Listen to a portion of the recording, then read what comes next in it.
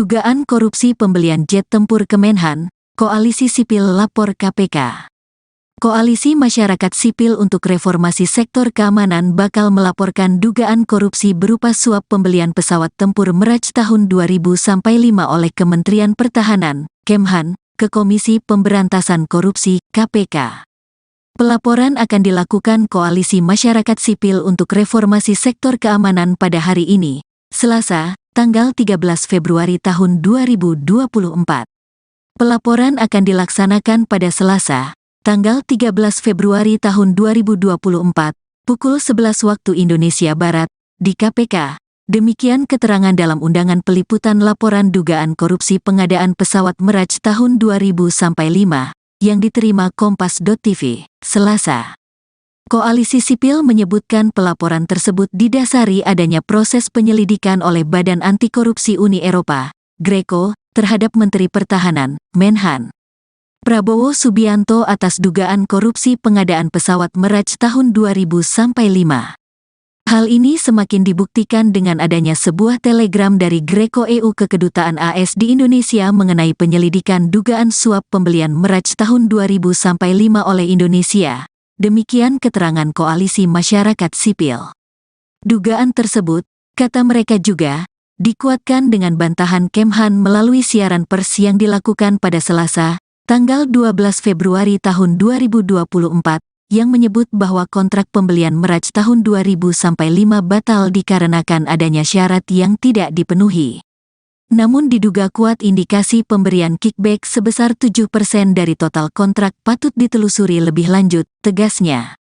Herindra mengatakan, isu dugaan korupsi itu bisa mengganggu peta jalan penguatan pertahanan Indonesia. Saya tegaskan bahwa informasi-informasi tersebut adalah sesat, fitnah, kata Herindra seperti dikutip dari rekaman di kanal YouTube Kompas TV. Jika ini terus dikembangkan maka informasi-informasi saat ini dapat memperlemah upaya Kementerian Pertahanan dalam rancang sistem kekuatan pertahanan Indonesia, sambung Herindra. Adapun Koalisi Masyarakat Sipil Koalisi Masyarakat untuk Reformasi Sektor Keamanan yang tergabung dalam pelaporan tersebut yakni Perhimpunan Bantuan Hukum dan Hak Asasi Manusia, PBHI, Imparsial, Indonesia Corruption Watch, ICW, Transparency International Indonesia, TII. Kemudian Sentra Inisiatif, Elsam, Walhi Nasional, Setara Institute, HRWG, Lingkar Madani, dan Kontras. Ya, Assalamualaikum warahmatullahi wabarakatuh. Selamat siang teman-teman jurnalis, terima kasih sudah hadir. Hari ini ya, Koalisi Masyarakat Sipil untuk Reformasi Keamanan ya berencana untuk melakukan pelaporan atau pengaduan dugaan tindak pidana korupsi dalam hal pembelian pesawat Mirage 2005 sebagaimana ramai dibicarakan. Laporan sudah kami siapkan dengan mengumpulkan informasi-informasi, mengumpulkan dokumentasi-dokumentasi yang menurut kami cukup untuk menjadi pijakan bagi KPK dalam mengusut sesuai dengan kewenangan yang dimilikinya. Jadi apakah nantinya informasi dokumentasi yang kita sampaikan valid atau tidak, tentu KPK yang lebih berwenang untuk menyatakan itu, KPK yang lebih berwenang untuk menelusuri lebih lanjut, KPK yang lebih berwenang untuk menentukan apakah pembelian Mirage ini masuk dalam kategori dugaan tindak pidana korupsi atau tidak. Semata-mata tujuannya, karena ini kaitannya dengan anggaran negara, tentu untuk membuat masalah ini menjadi clean and clear, bukan menjadi perdebatan di ruang politik belaka yang tidak berujung apa-apa dan tidak memberikan manfaat apapun bagi rakyat Indonesia, tetapi melalui proses yang formil dengan kanal yang resmi dan proses yang reliable melalui instansi pemerintah yang bernama Komisi Pemberantasan Korupsi Republik Indonesia atau KPK RI.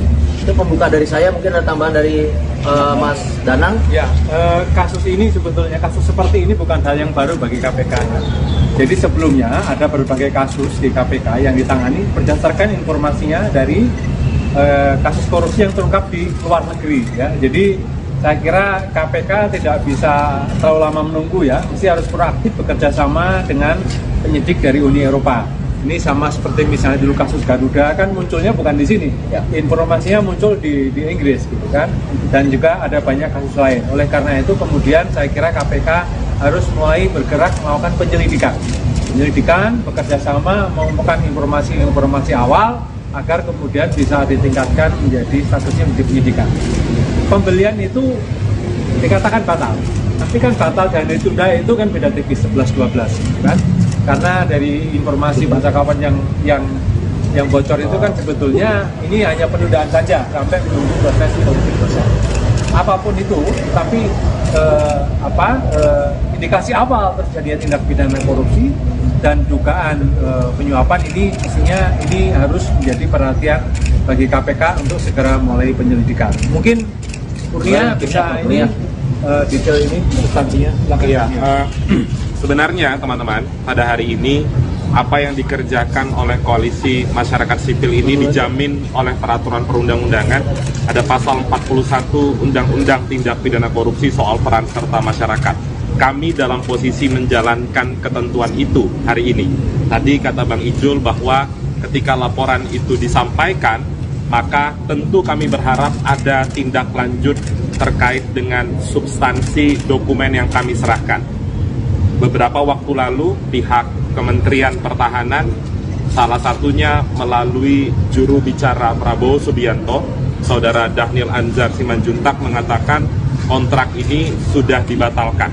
Oleh sebab itu, kita sebagai masyarakat karena sudah terlanjur terpapar oleh informasi terkait dengan kontrak tersebut, di mana kami melihat ada indikasi kemahalan dalam proses pembelian tersebut, maka dari itu harus dibuka kepada publik kontrak yang dibatalkan itu yang mana. Dan juga harus ada dokumen administrasi yang menyatakan bahwa dokumen itu batal. Selain dari itu, lazimnya sebuah kontrak dalam konteks hukum perdata, ketika ada proses pembatalan, maka ada konsekuensi yang akan diterima oleh pihak yang membatalkan. Oleh sebab itu, konsekuensi tersebut juga harus dijelaskan. Ketika konsekuensi itu misalnya dianggap sebagai one prestasi, maka Indonesia harus membayar sejumlah uang. Dan itu bukan tidak mungkin dapat dikategorikan sebagai kerugian keuangan negara. Namun lagi-lagi kami tentu menyerahkan hasil analisa dari sejumlah organisasi masyarakat sipil kepada Komisi Pemberantasan Korupsi. Ada juga informasi yang tersebar beberapa hari atau beberapa minggu ke belakang terkait dengan indikasi kickback diterima oleh pejabat di Kementerian Pertahanan. Tentu kami sebagai masyarakat punya keterbatasan untuk mengakses bukti, untuk memperoleh keterangan, untuk melakukan tindakan penegakan hukum atau pro justisia. Oleh sebab itu, atas keterbatasan itulah langkah kami tergerak ke KPK untuk menyerahkan kepada instansi terkait dengan harapan agar dapat ditindaklanjuti. Tadi yang disampaikan Mas Danang terkait dengan kerjasama internasional antara penyidik KPK dengan penyidik di luar negeri sudah banyak terjadi. Salah satu bukti konkretnya dalam kasus, selain kasus Garuda, ada kasus KTP elektronik. Dan juga dalam kasus ini, karena sempat tersiar kabar Badan Anti Korupsi Luar Negeri mengirimkan surat terkait dengan permintaan penyelidikan terhadap pengadaan ini, terlepas itu benar atau salah, tapi itu yang kami serahkan kepada KPK. Dan KPK sangat punya kemampuan, baik SDM maupun pengalaman untuk mengadakan kerjasama proses penegakan hukum untuk memverifikasi kebenaran dari berita-berita yang selama ini tersiar di publik. Itu mungkin Bang Jul. Baik. Atau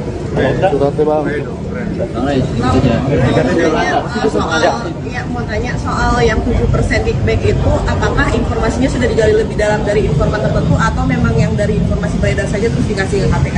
Iya, sejauh ini tadi karena kami punya keterbatasan untuk mengakses dokumen, mendapatkan keterangan dari pihak terkait, maka dari itu kami limpahkan dokumen-dokumen yang tercecer di publik itu melalui kanal-kanal pemberitaan kepada KPK. Karena mereka yang punya kewenangan berdasarkan pasal 11 Undang-Undang KPK untuk menelusuri apakah ada dugaan tindak pidana korupsi atau tidak. Itu. Ini kan sebenarnya ramainya udah lama ya Bang, kalau dinilai gerakan ini itu politis gitu karena bentar lagi pemilu gitu. Kami sudah menjelaskan tadi ada 2 pasal yang kami gunakan. Satu, pasal 41 Undang-Undang Tipikor tentang peran serta masyarakat, kemudian pasal 11 Undang-Undang KPK terkait dengan fungsi keberadaan KPK. Dalam 2 pasal itu tidak disebutkan tentang aspek politis sedikit pun. Jadi tentu kami tidak berharap pihak-pihak terkait itu menyudutkan atau memberikan atau melabelisasi gerakan ini adalah gerakan politik, karena ini adalah lembaga penegak hukum dan ini sebenarnya proses pelaporan biasa saja. Kami sebagai masyarakat ingin mengetahui apakah informasi yang beredar di tengah masyarakat ada dugaan tindak pidana korupsi atau tidak, maka dari itu kami serahkan kepada KPK. Saya tambahin sedikit karena ini pertanyaan konsekuensi ya, karena ngomongin durasi, ngomongin timeline. Kalau gitu saya ajak teman-teman mundur ke 2020. Ketika itu Presiden Joko Widodo menyarankan anggaran fantastis untuk Kementerian Pertahanan 1.700 triliun lebih. Lalu kami coba telusuri apa breakdown programnya, tidak jelas. Kebutuhannya untuk apa juga belum jelas. Dan justifikasinya sebesar itu, sepantas itu apa, tidak jelas. Nah, runutan dari tahun 2020 itu sampai sekarang itu masih berlanjut. Kita tidak akan berhenti juga pasca besok nyoblos, enggak. Masih ada lagi yang lain yang terus akan kami contoh, kami kejar. Satu contoh di awal, ketika itu kami tanya soal keterlibatan PT TNI. Ya, penunjukan langsung yang menurut kami bertentangan dengan Undang-Undang Nomor 12 Tahun 2016 tentang Industri Pertahanan. Kami sudah sampaikan secara resmi kepada Ombudsman apakah surat itu maladministrasi atau tidak. Satu. Yang kedua, soal komponen cadangan. Bahkan soal komponen cadangan ini ya kita sudah sampai ke Mahkamah Konstitusi. Jadi teman-teman koalisi ini bukan hari ini saja bergerak, bukan menuju 14 Februari hari Valentine besok gitu ya, bukan. Tapi di 2021 BPK sendiri sudah menemukan catatan dalam auditnya senilai 531,49 triliun terkait dengan program komponen cadangan. Lalu belakangan yang ramai adalah kasus Milan. Jadi perjalanan kami sudah panjang ya dari tahun 2020 sejak diketuknya anggaran fantastis untuk Kementerian Pertahanan, dan kami nggak akan berhenti di sini sebelum anggaran fantastis itu bisa dijelaskan secara terbuka untuk apa, dengan siapa, oleh siapa, menguntungkan siapa atau tidak, maka kami akan terus melanjutkan koalisi ini sampai itu bisa tuntas. Jadi itu jawaban untuk timeline. Tidak ada urusannya dengan pemilu, tidak ada urusannya dengan kepentingan politik gitu. Pak, kemarin kan dari Kemen kan sudah Kepres Gatot dan menyebutkan bahwa memang belum ada uang negara yang keluar karena dibatalkan gitu. Jadi kasus korupsinya kira-kira ada di mana? Karena uang negara belum ada yang keluar. Mau dana atau ya? Kurnia, ya. Kasus korupsinya. Iya. Yang Nanti aku tambahin. Terima dia terjanji. Oke, yang kami turut sampaikan kepada KPK adalah terkait dengan pemberitaan yang menyebutkan ada kickback yang diterima oleh seorang penyelenggara negara di Kementerian Pertahanan. Kemudian kalau terkait dengan belum ada dana negara yang keluar, satu, kemudian yang kedua kontrak sudah dibatalkan, tentu kita sebagai masyarakat berhak untuk bertanya, kalau tidak ada dana yang dikeluarkan, bagaimana proses perumusan sampai pada titik untuk melakukan atau rencana pembelian sejumlah pesawat. Tadi soal kontrak sudah dibatalkan, mana bukti kontrak yang sudah dibatalkan itu, tolong juga tunjukkan. Jangan hanya penyampaian lisan, apalagi pemberitaan ini sudah menjadi konsumsi publik beberapa minggu kebelakang. Jadi kalau ditanya apa indikasi tindak pidana korupsi yang kami laporkan, adalah indikasi penerimaan suap. Lagi-lagi karena itu masih indikasi, karena punya keterbatasan kami sebagai organisasi masyarakat sipil, kami serahkan kepada KPK untuk menelusuri kebenaran penerimaan kickback oleh seorang penyelenggara negara di Kementerian Pertahanan. Itu. Cukup ya? Cukup ya, Bang? Aku tambah gini ya. Pertanyaan sederhana kita kembalikan. Ada nggak satu data dan dokumen yang dibuka pada saat konversi kemarin? Ada. Ya, kalau dalilnya rahasia, segala sesuatu yang dibatalkan udah bukan rahasia lagi kan gitu ya. Kalau rahasia, maka barangnya juga nggak tahu apa. Ini kan tahu barangnya adalah pesawat Miras. Berarti barang yang sama kayak pengadaan gorden, ubin, kursi, laptop, printer dan segala macamnya yang seharusnya dibuka. Tapi kami nggak melihat itu dibuka sama sekali. Itu satu. Yang kedua, KPK ini punya direktorat yang namanya koordinasi dan supervisi. Dia bekerja sama dengan lembaga-lembaga negara antar kementerian dan lembaga. Jadi tanpa perlu ada laporan, Kemenhan bisa datang ke KPK berkoordinasi untuk saling cross check dokumentasi, bukan konvers lalu membuat sebuah cerita yang datanya dan dokumennya juga nggak dibuka kemana-mana. Nah hari ini kami meminta KPK, kenapa dia punya kewenangan? Kami nggak punya kewenangan memaksa. KPK punya kewenangan memeriksa, membuka data dan menguji kebenaran data itu. Nah ini adalah pemantik supaya apa? Supaya yang diperdebatkan di level politik ini konkret di hadapan masyarakat, apakah sebuah tindak pidana atau bukan. Jadi kita tidak perlu ribut-ribut di medsos, tidak perlu lagi berpendapat ini segala macam karena sudah ada instansi yang berwenang. Mari kita rujuk apa yang dilakukan oleh instansi yang berwenang yaitu KPK. Gitu. Mungkin skandal soal Miras, nanti Mas Hussein bisa jelaskan kenapa Miras itu sejak 2023 kontraknya persoalan dan masalah pendidikan Miras. Saya jelasin ke Hussein. Maksud pihak ketiga dan itu. Apa ya tadi Bang? Miras dari awal. Pertama, teman-teman, perlu diketahui bahwa Miras itu, saya Hussein, saya dari Imparsial. Pertama, perlu diketahui oleh publik bahwa pesawat Miras itu adalah pesawat yang bekas, ya. Dibeli pada tahun 90-an, dia dibuat tahun 96-97, kemudian dibeli oleh Qatar, dan pada tahun 2003, dia sudah dijajakan kepada India dan India menolak dengan alasan teknis, kemudian harga yang mahal dan lain sebagainya. Jadi ada problem di pesawat itu. Dan memang sejak tahun 2003 sudah dijajakan ke negara-negara termasuk India. 2005 ditawarkan ke Indonesia secara gratis. Dan pada saat itu Indonesia secara resmi menolak, ya. Menolak untuk tidak mengakuisisi Miras 2000-5 itu. Belasan tahun berselang, kemudian ditawarkan lagi ke Indonesia dengan harga yang sangat fantastis, ya.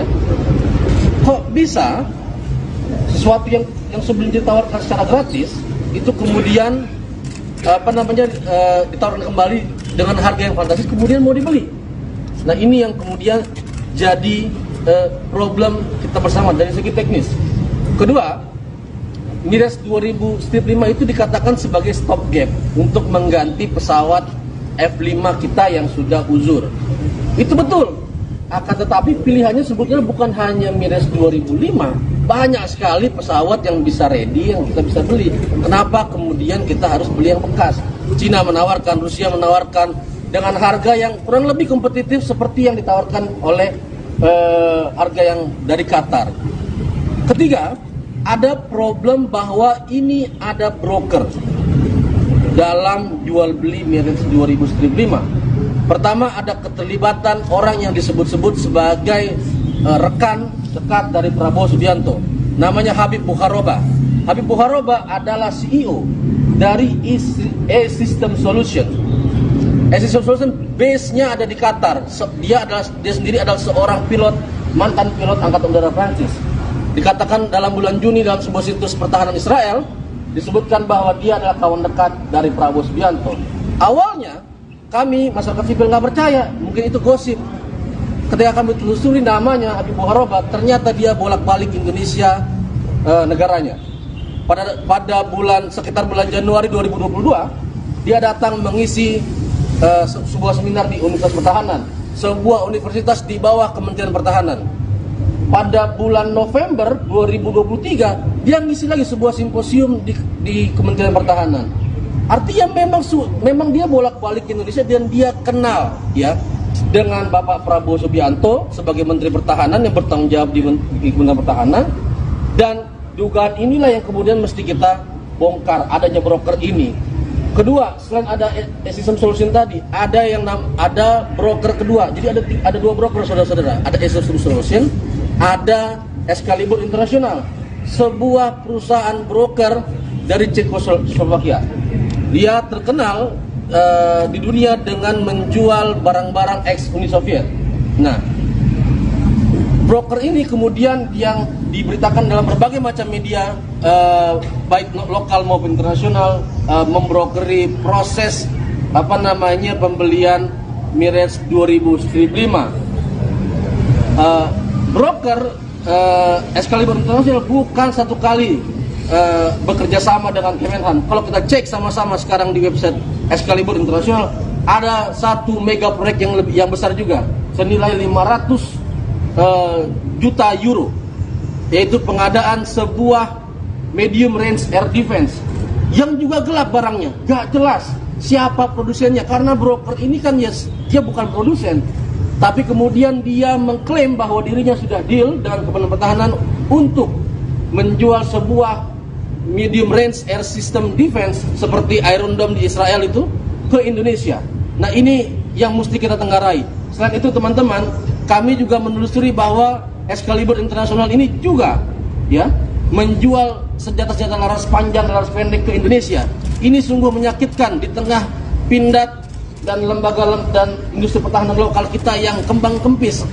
Kementerian Pertahanan justru membolehkan sebuah broker atau sebuah perusahaan dari luar negeri yang barangnya kita bisa produksi sendiri untuk menjual belinya di Indonesia. Ini sungguh menyakitkan. Nah, oleh karena itu saya kira lingkaran setan ini harus kita buka. Ini menjadi awal supaya prosesnya terang benderang. Tentu saja kita punya keterbatasan untuk mengetahui siapa Habib Bukaroba, siapa Excalibur International, dan apa permainannya di Kemenhan. Tapi yang jelas ada jejak digitalnya. Dia bolak-balik ketika sedang pemilu, teman-teman. Dan ada dugaan bahwa ada suap di sana. Oleh karena itu menjadi penting pimpinan KPK untuk segera menyelidiki ini dan membongkar ini seluas-luasnya kepada publik sehingga tidak ada lagi fitnah. Kan kita dikatakan fitnah nih kemarin nih. Supaya tidak ada lagi fitnah, ya. Kalau memang benar katakan benar, kalau memang ada suap telusuri, kalau tidak ada, ya mari kita sama-sama melanjutkan pengawasan masyarakat sipil ini. Saya kira itu. Oke. Laporan ini sama persis dengan apa yang kemarin. Mohon maaf sebelumnya untuk sesi ini kita sudahi dulu. Kawan-kawan dari Koalisi Masyarakat Sipil akan melakukan pelaporan terlebih dahulu. Setelah melakukan pelaporan nanti kita akan melakukan pembacaan. Apa ininya? Tanggapannya? Ya, kita tunggu lagi ya. Dugaan korupsi pembelian jet tempur Kemenhan, Koalisi Sipil lapor KPK. Koalisi Masyarakat Sipil untuk Reformasi Sektor Keamanan bakal melaporkan dugaan korupsi berupa suap pembelian pesawat tempur Mirage tahun 2005 oleh Kementerian Pertahanan, Kemhan, ke Komisi Pemberantasan Korupsi, KPK. Pelaporan akan dilakukan Koalisi Masyarakat Sipil untuk Reformasi Sektor Keamanan pada hari ini, Selasa, tanggal 13 Februari tahun 2024. Pelaporan akan dilaksanakan pada Selasa, tanggal 13 Februari tahun 2024, pukul 11 waktu Indonesia Barat, di KPK. Demikian keterangan dalam undangan peliputan laporan dugaan korupsi pengadaan pesawat Mirage tahun 2005, yang diterima Kompas.tv, Selasa. Koalisi Sipil menyebutkan pelaporan tersebut didasari adanya proses penyelidikan oleh Badan Anti Korupsi Uni Eropa, Greco, terhadap Menteri Pertahanan, Menhan Prabowo Subianto atas dugaan korupsi pengadaan pesawat Mirage tahun 2005. Hal ini semakin dibuktikan dengan adanya sebuah telegram dari Greco EU ke Kedutaan AS di Indonesia mengenai penyelidikan dugaan suap pembelian Mirage tahun 2005 oleh Indonesia. Demikian keterangan Koalisi Masyarakat Sipil. Dugaan tersebut, kata mereka juga, dikuatkan dengan bantahan Kemhan melalui siaran pers yang dilakukan pada Selasa, tanggal 12 Februari tahun 2024, yang menyebut bahwa kontrak pembelian Mirage tahun 2005 batal dikarenakan adanya syarat yang tidak dipenuhi.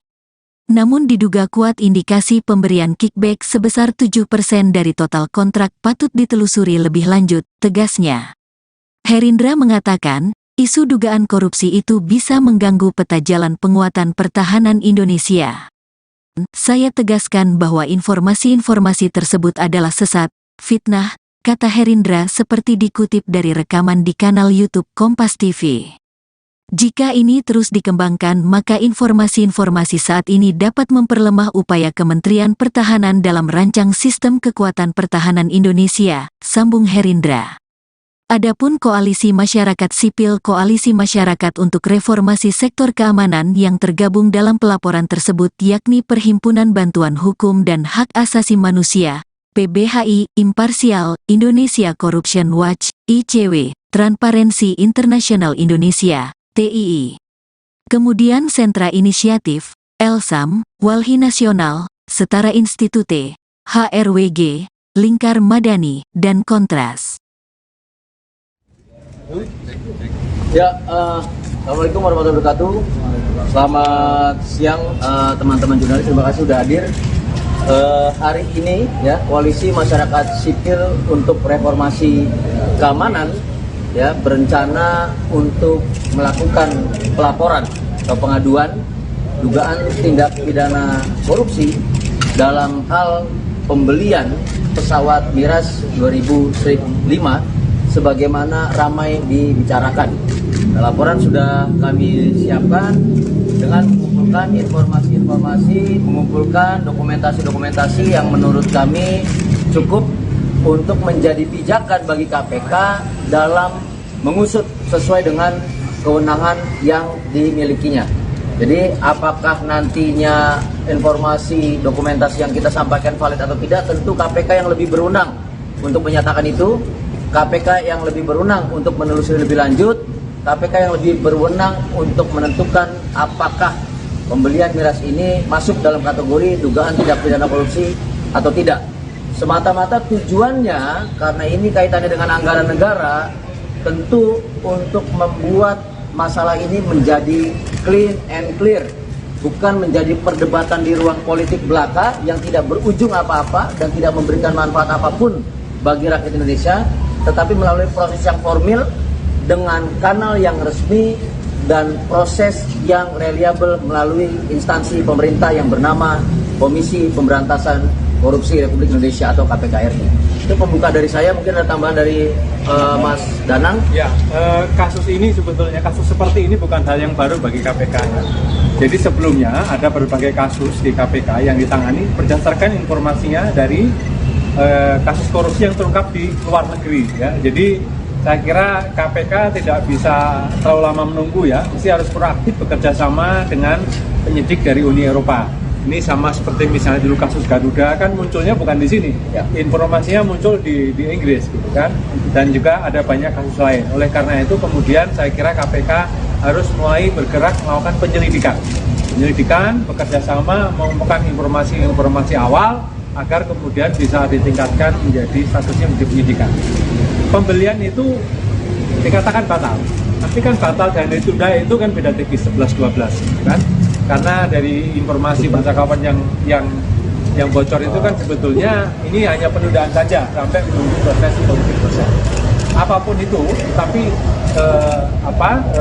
indikasi awal terjadinya tindak pidana korupsi dan dugaan penyuapan ini isinya ini harus menjadi perhatian bagi KPK untuk segera mulai penyelidikan. Mungkin Kurnia bisa ini detail ini substansinya. Iya, sebenarnya teman-teman pada hari ini apa yang dikerjakan oleh Koalisi Masyarakat Sipil ini dijamin oleh peraturan perundang-undangan.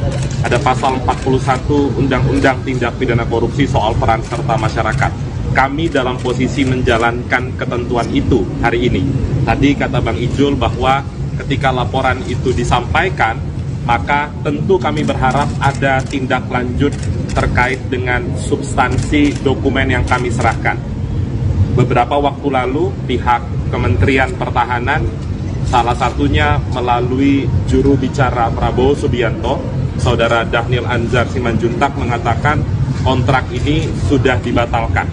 Oleh sebab itu, kita sebagai masyarakat karena sudah terlanjur terpapar oleh informasi terkait dengan kontrak tersebut, di mana kami melihat ada indikasi kemahalan dalam proses pembelian tersebut, maka dari itu harus dibuka kepada publik kontrak yang dibatalkan itu yang mana. Dan juga harus ada dokumen administrasi yang menyatakan bahwa dokumen itu batal. Selain dari itu, lazimnya sebuah kontrak dalam konteks hukum perdata, ketika ada proses pembatalan, maka ada konsekuensi yang akan diterima oleh pihak yang membatalkan. Oleh sebab itu, konsekuensi tersebut juga harus dijelaskan. Ketika konsekuensi itu misalnya dianggap sebagai one prestasi, maka Indonesia harus membayar sejumlah uang. Dan itu bukan tidak mungkin dapat dikategorikan sebagai kerugian keuangan negara. Namun lagi-lagi kami tentu menyerahkan hasil analisa dari sejumlah organisasi masyarakat sipil kepada Komisi Pemberantasan Korupsi.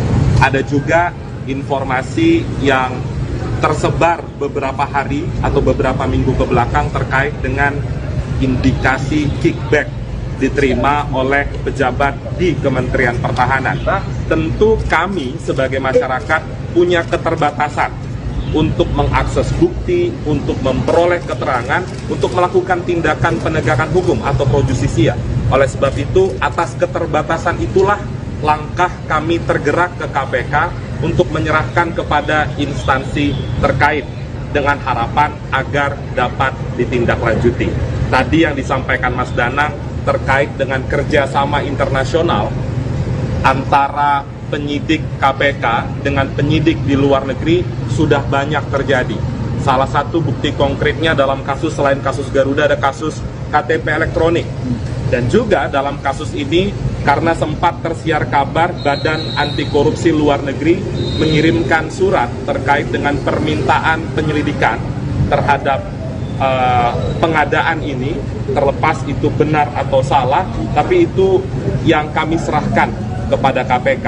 Dan KPK sangat punya kemampuan, baik SDM maupun pengalaman untuk mengadakan kerjasama proses penegakan hukum untuk memverifikasi kebenaran dari berita-berita yang selama ini tersiar di publik. Itu mungkin Bang Jun. Baik. Atau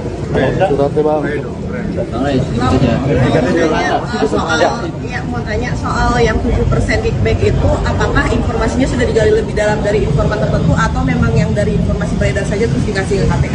Iya, sejauh ini tadi karena kami punya keterbatasan untuk mengakses dokumen, mendapatkan keterangan dari pihak terkait, maka dari itu kami limpahkan dokumen-dokumen yang tercecer di publik itu melalui kanal-kanal pemberitaan kepada KPK. Karena mereka yang punya kewenangan berdasarkan pasal 11 Undang-Undang KPK untuk menelusuri apakah ada dugaan tindak pidana korupsi atau tidak.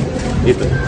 Ini kan sebenarnya ramainya udah lama ya Bang, kalau dinilai gerakan ini itu politis gitu karena bentar lagi pemilu. Kami sudah menjelaskan tadi ada dua pasal yang kami gunakan. Satu, pasal 41 Undang-Undang Tipikor tentang peran serta masyarakat, kemudian pasal 11 Undang-Undang KPK terkait dengan fungsi keberadaan KPK. Dalam dua pasal itu tidak disebutkan tentang aspek politis sedikit pun. Jadi tentu kami tidak berharap pihak-pihak terkait itu menyudutkan atau memberikan atau melabelisasi gerakan ini adalah gerakan politik. Karena ini adalah lembaga penegak hukum dan ini sebenarnya proses pelaporan biasa saja. Kami sebagai masyarakat ingin mengetahui apakah informasi yang beredar di tengah masyarakat ada dugaan tindak pidana korupsi atau tidak. Maka dari itu kami serahkan kepada KPK. Saya tambahin sedikit karena ini pertanyaan konsekuensi ya, karena ngomongin durasi, ngomongin timeline. Kalau gitu saya ajak teman-teman mundur ke 2020. Ketika itu Presiden Joko Widodo menyarankan anggaran fantastis untuk Kementerian Pertahanan 1.700 triliun lebih. Lalu kami coba telusuri apa breakdown programnya, tidak jelas. Kebutuhannya untuk apa juga belum jelas. dan justifikasinya sebesar itu, sepantas itu apa, tidak jelas. Nah, runutan dari tahun 2020 itu sampai sekarang itu masih berlanjut. Kita tidak akan berhenti juga pasca besok nyoblos, enggak. Masih ada lagi yang lain yang terus akan kami kami kejar. Satu contoh di awal, ketika itu kami tanya soal keterlibatan PT TMI. Ya, penunjukan langsung yang menurut kami bertentangan dengan Undang-Undang Nomor 12 Tahun 2016 tentang Industri Pertahanan. Kami sudah sampaikan secara resmi kepada Ombudsman apakah surat itu maladministrasi atau tidak. Satu.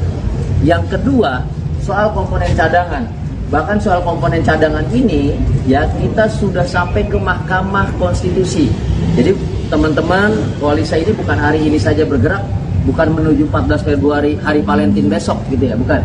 Tapi di 2021 BPK sendiri sudah menemukan catatan dalam auditnya senilai 531,49 triliun terkait dengan program komponen cadangan. Lalu belakangan yang ramai adalah kasus Milan. Jadi perjalanan kami sudah panjang ya dari tahun 2020 sejak diketuknya anggaran fantastis untuk Kementerian Pertahanan, dan kami nggak akan berhenti di sini sebelum anggaran fantastis itu bisa dijelaskan secara terbuka untuk apa, dengan siapa, oleh siapa, menguntungkan siapa atau tidak. Maka kami akan terus melanjutkan koalisi ini sampai itu bisa tuntas. Jadi itu jawaban untuk timeline. Tidak ada urusannya dengan pemilu, tidak ada urusannya dengan kepentingan politik gitu. Pak, kemarin kan dari Kemen kan udah stop Pidato dan menyebutkan bahwa memang belum ada uang negara yang keluar karena dibatalkan gitu. Jadi kasus korupsinya kira-kira ada di mana? Karena kan uang negara belum ada yang keluar. Mau dana atau ya? Kuria. Ya, kasus korupsinya. Kan kemarin Nanti aku tambahin. Menerima dia atau janji? Oke, yang kami turut sampaikan kepada KPK adalah terkait dengan pemberitaan yang menyebutkan ada kickback yang diterima oleh seorang penyelenggara negara di Kementerian Pertahanan. Kemudian kalau terkait dengan belum ada dana negara yang keluar, satu, kemudian yang kedua kontrak sudah dibatalkan, tentu kita sebagai masyarakat berhak untuk bertanya, kalau tidak ada dana yang dikeluarkan, bagaimana proses perumusan sampai pada titik untuk melakukan atau rencana pembelian sejumlah pesawat. Tadi soal kontrak sudah dibatalkan, mana bukti kontrak yang sudah dibatalkan itu, tolong juga tunjukkan. Jangan hanya penyampaian lisan, apalagi pemberitaan ini sudah menjadi konsumsi publik beberapa minggu ke belakang. Jadi kalau ditanya apa indikasi tindak pidana korupsi yang kami laporkan, adalah indikasi penerimaan suap. Lagi-lagi karena itu masih indikasi, karena punya keterbatasan kami sebagai organisasi masyarakat sipil, kami serahkan kepada KPK untuk menelusuri kebenaran penerimaan kickback oleh seorang penyelenggara negara di Kementerian Pertahanan. Gitu. Cukup ya? Cukup dana?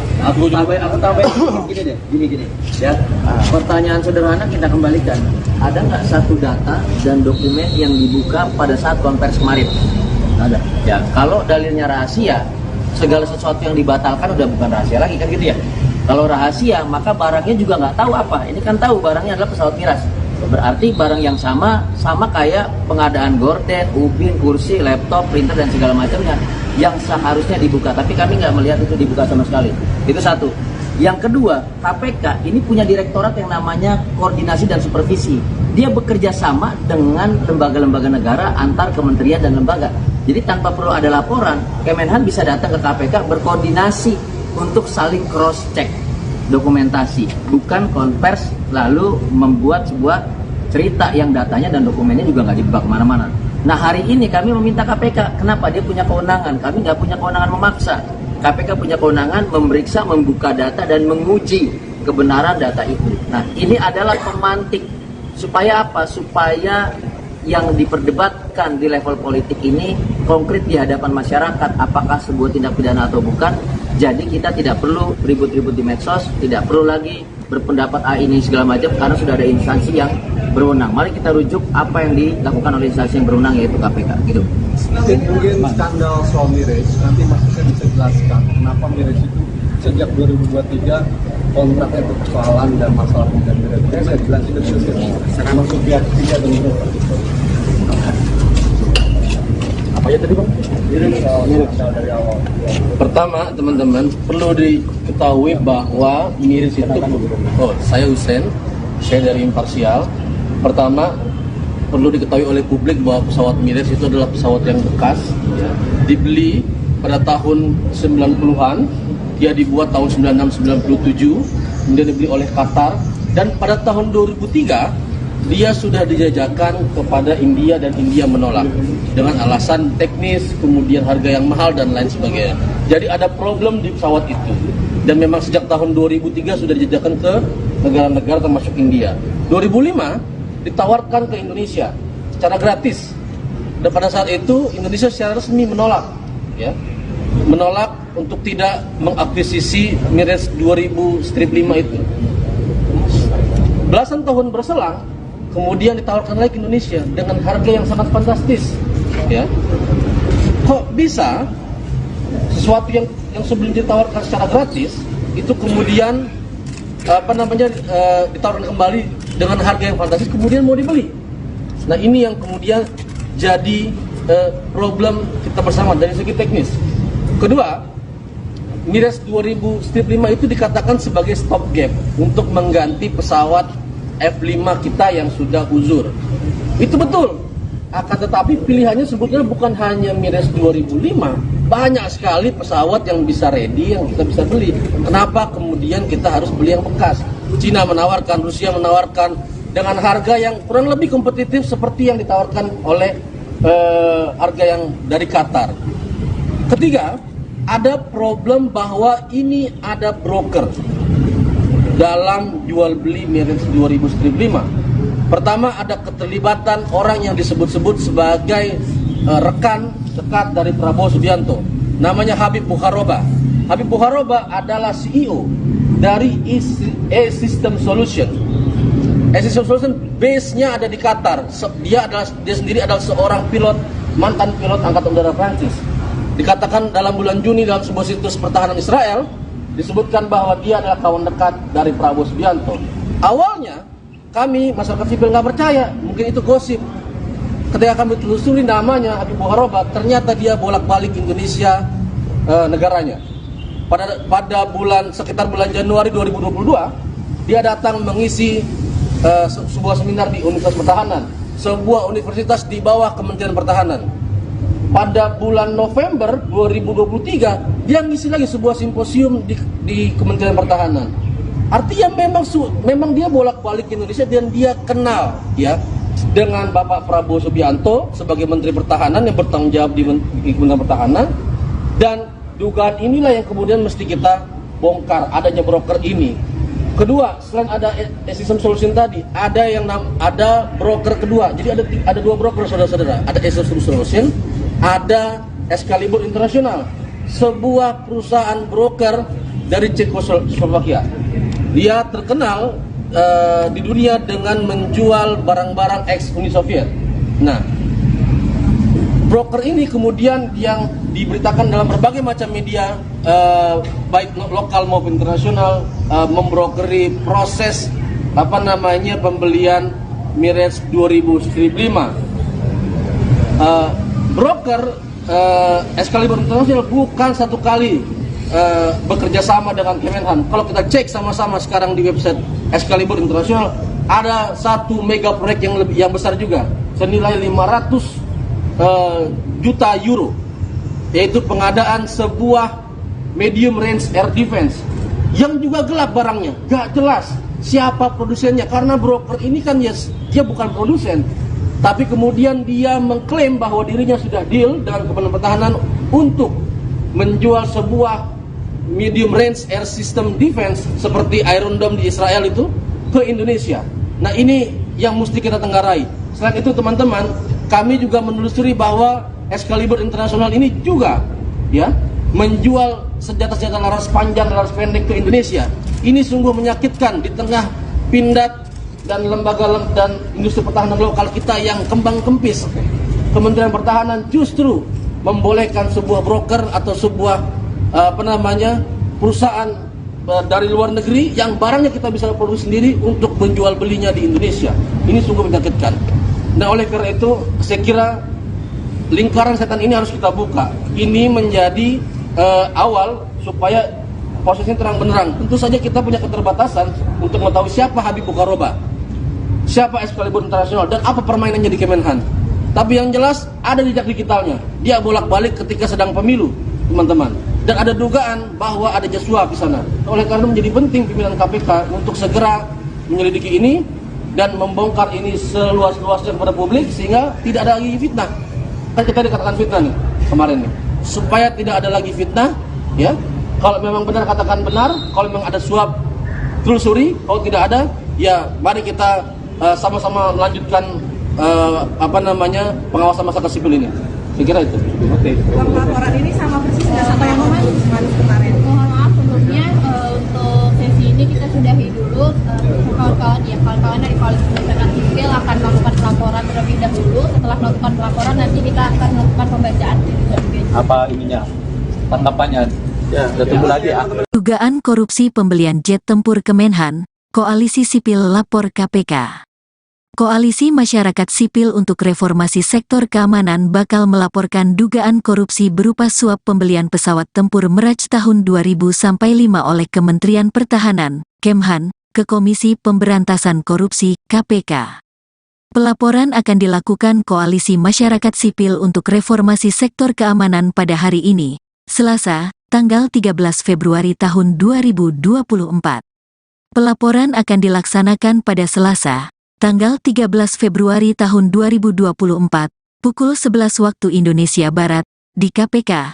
Demikian keterangan dalam undangan peliputan laporan dugaan korupsi pengadaan pesawat Mirage tahun 2000-5, yang diterima Kompas.tv, Selasa. Koalisi Sipil menyebutkan pelaporan tersebut didasari adanya proses penyelidikan oleh Badan Anti Korupsi Uni Eropa, Greco, terhadap Menteri Pertahanan, Menhan Prabowo Subianto atas dugaan korupsi pengadaan pesawat Mirage tahun 2000-5. Hal ini semakin dibuktikan dengan adanya sebuah telegram dari Greco EU ke Kedutaan AS di Indonesia mengenai penyelidikan dugaan suap pembelian Mirage tahun 2000-5 oleh Indonesia. Demikian keterangan Koalisi Masyarakat Sipil.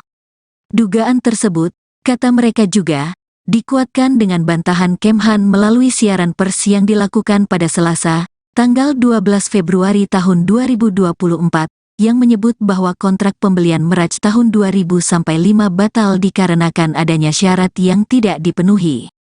Namun diduga kuat indikasi pemberian kickback sebesar 7% dari total kontrak patut ditelusuri lebih lanjut, tegasnya.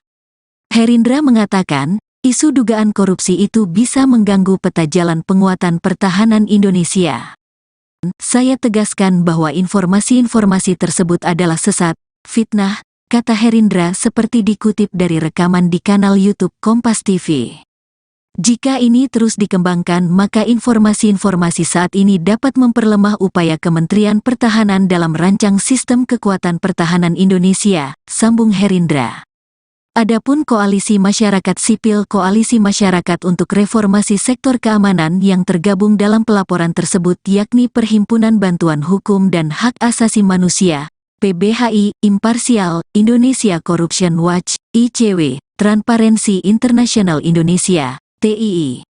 Kemudian Sentra Inisiatif, Elsam, Walhi Nasional, Setara Institute, HRWG, Lingkar Madani, dan Kontras.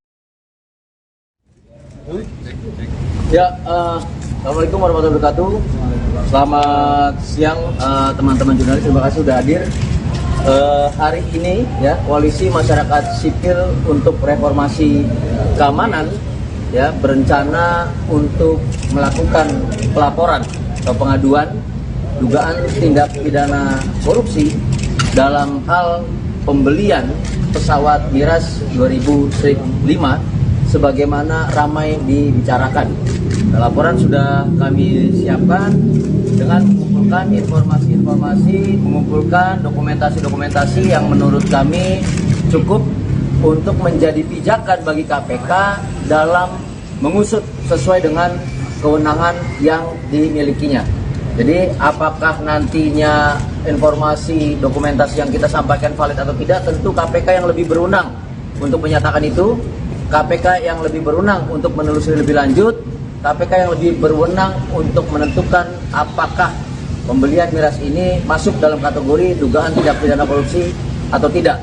Semata-mata tujuannya, karena ini kaitannya dengan anggaran negara, tentu untuk membuat masalah ini menjadi clean and clear, bukan menjadi perdebatan di ruang politik belaka yang tidak berujung apa-apa dan tidak memberikan manfaat apapun bagi rakyat Indonesia, tetapi melalui proses yang formil dengan kanal yang resmi dan proses yang reliable melalui instansi pemerintah yang bernama Komisi Pemberantasan Korupsi Republik Indonesia atau KPK RI.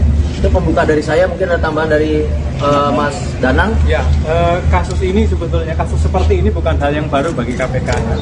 Jadi sebelumnya ada berbagai kasus di KPK yang ditangani berdasarkan informasinya dari kasus korupsi yang terungkap di luar negeri. Ya. Jadi saya kira KPK tidak bisa terlalu lama menunggu ya, mesti harus proaktif bekerja sama dengan penyidik dari Uni Eropa. Ini sama seperti misalnya dulu kasus Garuda kan munculnya bukan di sini, ya. Informasinya muncul di Inggris gitu kan, dan juga ada banyak kasus lain. Oleh karena itu kemudian saya kira KPK harus mulai bergerak melakukan penyelidikan, bekerja sama mengumpulkan informasi awal agar kemudian bisa ditingkatkan menjadi statusnya menjadi penyidikan. Pembelian itu dikatakan batal, tapi kan batal dan ditunda itu kan beda tipis 11-12 kan. Karena dari informasi kawan yang bocor itu kan sebetulnya ini hanya penundaan saja sampai menunggu proses politik selesai. Apapun itu, tapi indikasi awal terjadinya tindak pidana korupsi dan dugaan penyuapan ini mestinya ini harus menjadi perhatian bagi KPK untuk segera mulai penyelidikan. Mungkin Kurnia bisa ini detail ini substansinya. Iya. Sebenarnya teman-teman, pada hari ini apa yang dikerjakan oleh koalisi masyarakat sipil ini dijamin oleh peraturan perundang-undangan. Ada pasal 41 Undang-Undang Tindak Pidana Korupsi soal peran serta masyarakat. Kami dalam posisi menjalankan ketentuan itu hari ini. Tadi kata Bang Ijul bahwa ketika laporan itu disampaikan, maka tentu kami berharap ada tindak lanjut terkait dengan substansi dokumen yang kami serahkan. Beberapa waktu lalu pihak Kementerian Pertahanan, salah satunya melalui juru bicara Prabowo Subianto, Saudara Dhanil Anzar Simanjuntak mengatakan kontrak ini sudah dibatalkan. Oleh sebab itu, kita sebagai masyarakat karena sudah terlanjur terpapar oleh informasi terkait dengan kontrak tersebut, di mana kami melihat ada indikasi kemahalan dalam proses pembelian tersebut, maka dari itu harus dibuka kepada publik kontrak yang dibatalkan itu yang mana, dan juga harus ada dokumen administrasi yang menyatakan bahwa dokumen itu batal. Selain dari itu, lazimnya sebuah kontrak dalam konteks hukum perdata, ketika ada proses pembatalan maka ada konsekuensi yang akan diterima oleh pihak yang membatalkan. Oleh sebab itu, konsekuensi tersebut juga harus dijelaskan. Ketika konsekuensi itu misalnya dianggap sebagai one prestasi, maka Indonesia harus membayar sejumlah uang. Dan itu bukan tidak mungkin dapat dikategorikan sebagai kerugian keuangan negara. Namun lagi-lagi kami tentu menyerahkan hasil analisa dari sejumlah organisasi masyarakat sipil kepada Komisi Pemberantasan Korupsi. Ada juga informasi yang tersebar beberapa hari atau beberapa minggu ke belakang terkait dengan indikasi kickback diterima oleh pejabat di Kementerian Pertahanan. Tentu kami sebagai masyarakat punya keterbatasan untuk mengakses bukti, untuk memperoleh keterangan, untuk melakukan tindakan penegakan hukum atau pro justisia. Oleh sebab itu, atas keterbatasan itulah langkah kami tergerak ke KPK untuk menyerahkan kepada instansi terkait dengan harapan agar dapat ditindaklanjuti. Tadi yang disampaikan Mas Danang terkait dengan kerjasama internasional, antara penyidik KPK dengan penyidik di luar negeri sudah banyak terjadi. Salah satu bukti konkretnya dalam kasus, selain kasus Garuda, ada kasus KTP elektronik. Dan juga dalam kasus ini, karena sempat tersiar kabar Badan Anti Korupsi Luar Negeri mengirimkan surat terkait dengan permintaan penyelidikan terhadap pengadaan ini, terlepas itu benar atau salah, tapi itu yang kami serahkan kepada KPK. Dan KPK sangat punya kemampuan, baik SDM maupun pengalaman untuk mengadakan kerjasama proses penegakan hukum untuk memverifikasi kebenaran dari berita-berita yang selama ini tersiar di publik. Itu mungkin penjul. Baik. Atau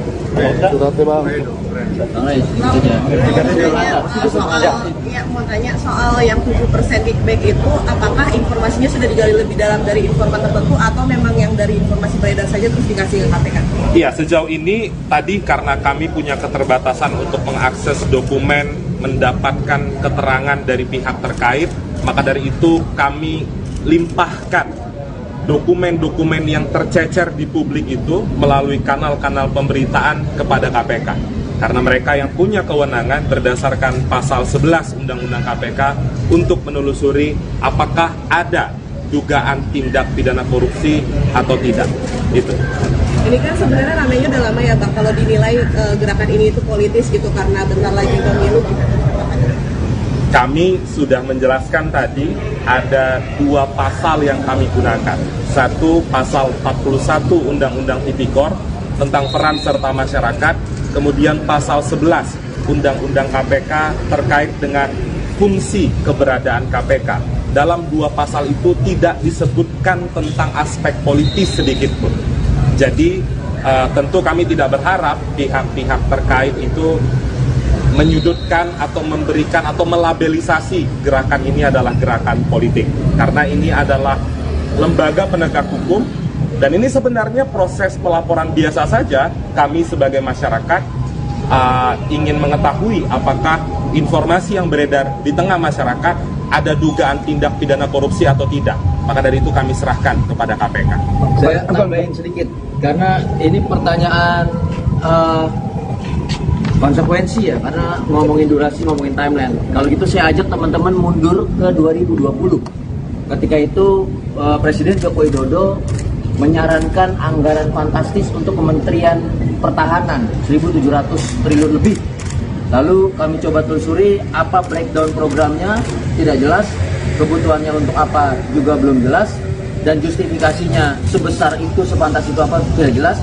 Nah, runutan dari tahun 2020 itu sampai sekarang itu masih berlanjut. Kita tidak akan berhenti juga pasca besok nyoblos, enggak. Masih ada lagi yang lain yang terus akan kami contoh, kami kejar. Satu contoh di awal, ketika itu kami tanya soal keterlibatan PT TNI. Ya, penunjukan langsung yang menurut kami bertentangan dengan Undang-Undang Nomor 12 Tahun 2016 tentang Industri Pertahanan. Kami sudah sampaikan secara resmi kepada Ombudsman apakah surat itu maladministrasi atau tidak. Satu. Yang kedua, soal komponen cadangan. Bahkan soal komponen cadangan ini ya kita sudah sampai ke Mahkamah Konstitusi. Jadi teman-teman, koalisi ini bukan hari ini saja bergerak, bukan menuju 14 Februari hari Valentine besok gitu ya, bukan. Tapi di 2021 BPK sendiri sudah menemukan catatan dalam auditnya senilai 531,49 triliun terkait dengan program komponen cadangan. Lalu belakangan yang ramai adalah kasus Milan. Jadi perjalanan kami sudah panjang ya dari tahun 2020 sejak diketuknya anggaran fantastis untuk Kementerian Pertahanan, dan kami nggak akan berhenti di sini. Sebelum anggaran fantastis itu bisa dijelaskan secara terbuka untuk apa, dengan siapa, oleh siapa, menguntungkan siapa atau tidak, maka kami akan terus melanjutkan koalisi ini sampai itu bisa tuntas. Jadi itu jawaban untuk timeline. Tidak ada urusannya dengan pemilu, tidak ada urusannya dengan kepentingan politik gitu. Pak, kemarin kan dari Kemen kan sudah kompresif dan menyebutkan bahwa memang belum ada uang negara yang keluar karena dibatalkan gitu. Jadi kasus korupsinya kira-kira ada di mana? Karena kan uang negara belum ada yang keluar. Mau dana atau ya? Kurnia, ya. Kasus korupsinya. Kemarin yang kami turut sampaikan kepada KPK adalah terkait dengan pemberitaan yang menyebutkan ada kickback yang diterima oleh seorang penyelenggara negara di Kementerian Pertahanan. Kemudian kalau terkait dengan belum ada dana negara yang keluar, satu, kemudian yang kedua kontrak sudah dibatalkan, tentu kita sebagai masyarakat berhak untuk bertanya, kalau tidak ada dana yang dikeluarkan, bagaimana proses perumusan sampai pada titik untuk melakukan atau rencana pembelian sejumlah pesawat.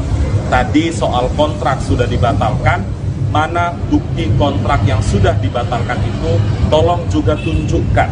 Jangan hanya penyampaian lisan, apalagi pemberitaan ini sudah menjadi konsumsi publik beberapa minggu kebelakang. Jadi kalau ditanya apa indikasi tindak pidana korupsi yang kami laporkan, adalah indikasi penerimaan suap.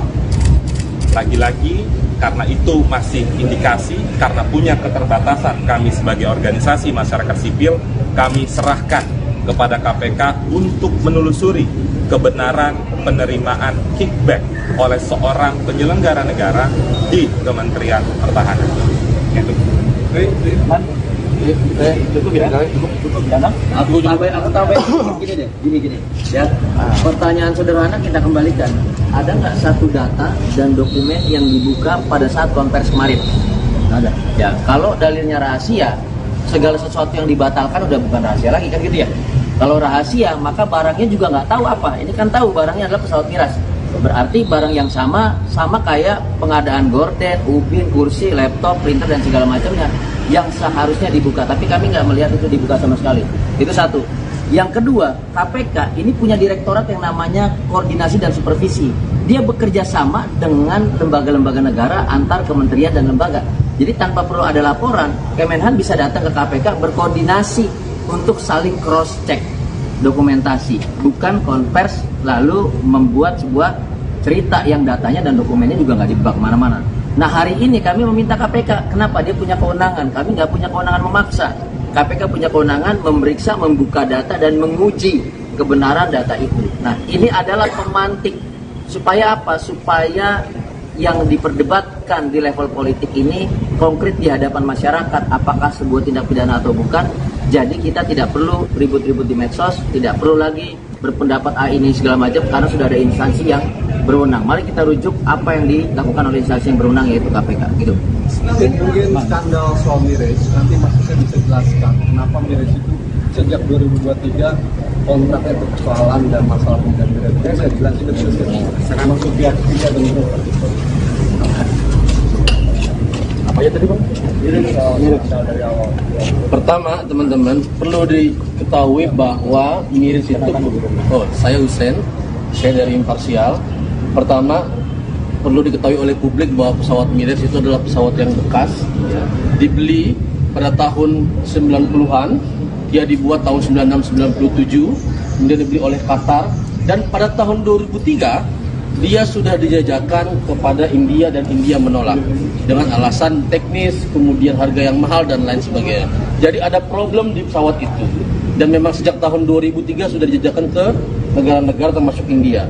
2005 ditawarkan ke Indonesia secara gratis, dan pada saat itu Indonesia secara resmi menolak, ya, menolak untuk tidak mengakuisisi Miris 2000-5 itu. Belasan tahun berselang, kemudian ditawarkan lagi ke Indonesia dengan harga yang sangat fantastis, ya. Kok bisa sesuatu yang sebelum ditawarkan secara gratis itu kemudian ditawarkan kembali dengan harga yang fantastis, kemudian mau dibeli. Nah ini yang kemudian jadi problem kita bersama dari segi teknis. Kedua, Miris 2000-5 itu dikatakan sebagai stopgap untuk mengganti pesawat F5 kita yang sudah uzur. Itu betul. Akan tetapi pilihannya sebetulnya bukan hanya Miris 2005, banyak sekali pesawat yang bisa ready, yang kita bisa beli. Kenapa kemudian kita harus beli yang bekas? Cina menawarkan, Rusia menawarkan, dengan harga yang kurang lebih kompetitif seperti yang ditawarkan oleh harga yang dari Qatar. Ketiga, ada problem bahwa ini ada broker dalam jual beli Mirage 2000 strip 5. Pertama, ada keterlibatan orang yang disebut-sebut sebagai rekan dekat dari Prabowo Subianto, namanya Habib Bukharoba. Habib Bukharoba adalah CEO dari E-System Solution. E-System Solution base-nya ada di Qatar. Dia sendiri adalah seorang mantan pilot Angkatan Udara Prancis. Dikatakan dalam bulan Juni dalam sebuah situs pertahanan Israel disebutkan bahwa dia adalah kawan dekat dari Prabowo Subianto. Awalnya kami masyarakat sipil nggak percaya, mungkin itu gosip. Ketika kami telusuri namanya Habib Bukharoba, ternyata dia bolak-balik Indonesia negaranya. Pada sekitar bulan Januari 2022, dia datang mengisi sebuah seminar di Universitas Pertahanan, sebuah universitas di bawah Kementerian Pertahanan. Pada bulan November 2023, dia ngisi lagi sebuah simposium di Kementerian Pertahanan. Artinya memang dia bolak-balik Indonesia dan dia kenal ya dengan Bapak Prabowo Subianto sebagai Menteri Pertahanan yang bertanggung jawab di Kementerian Pertahanan.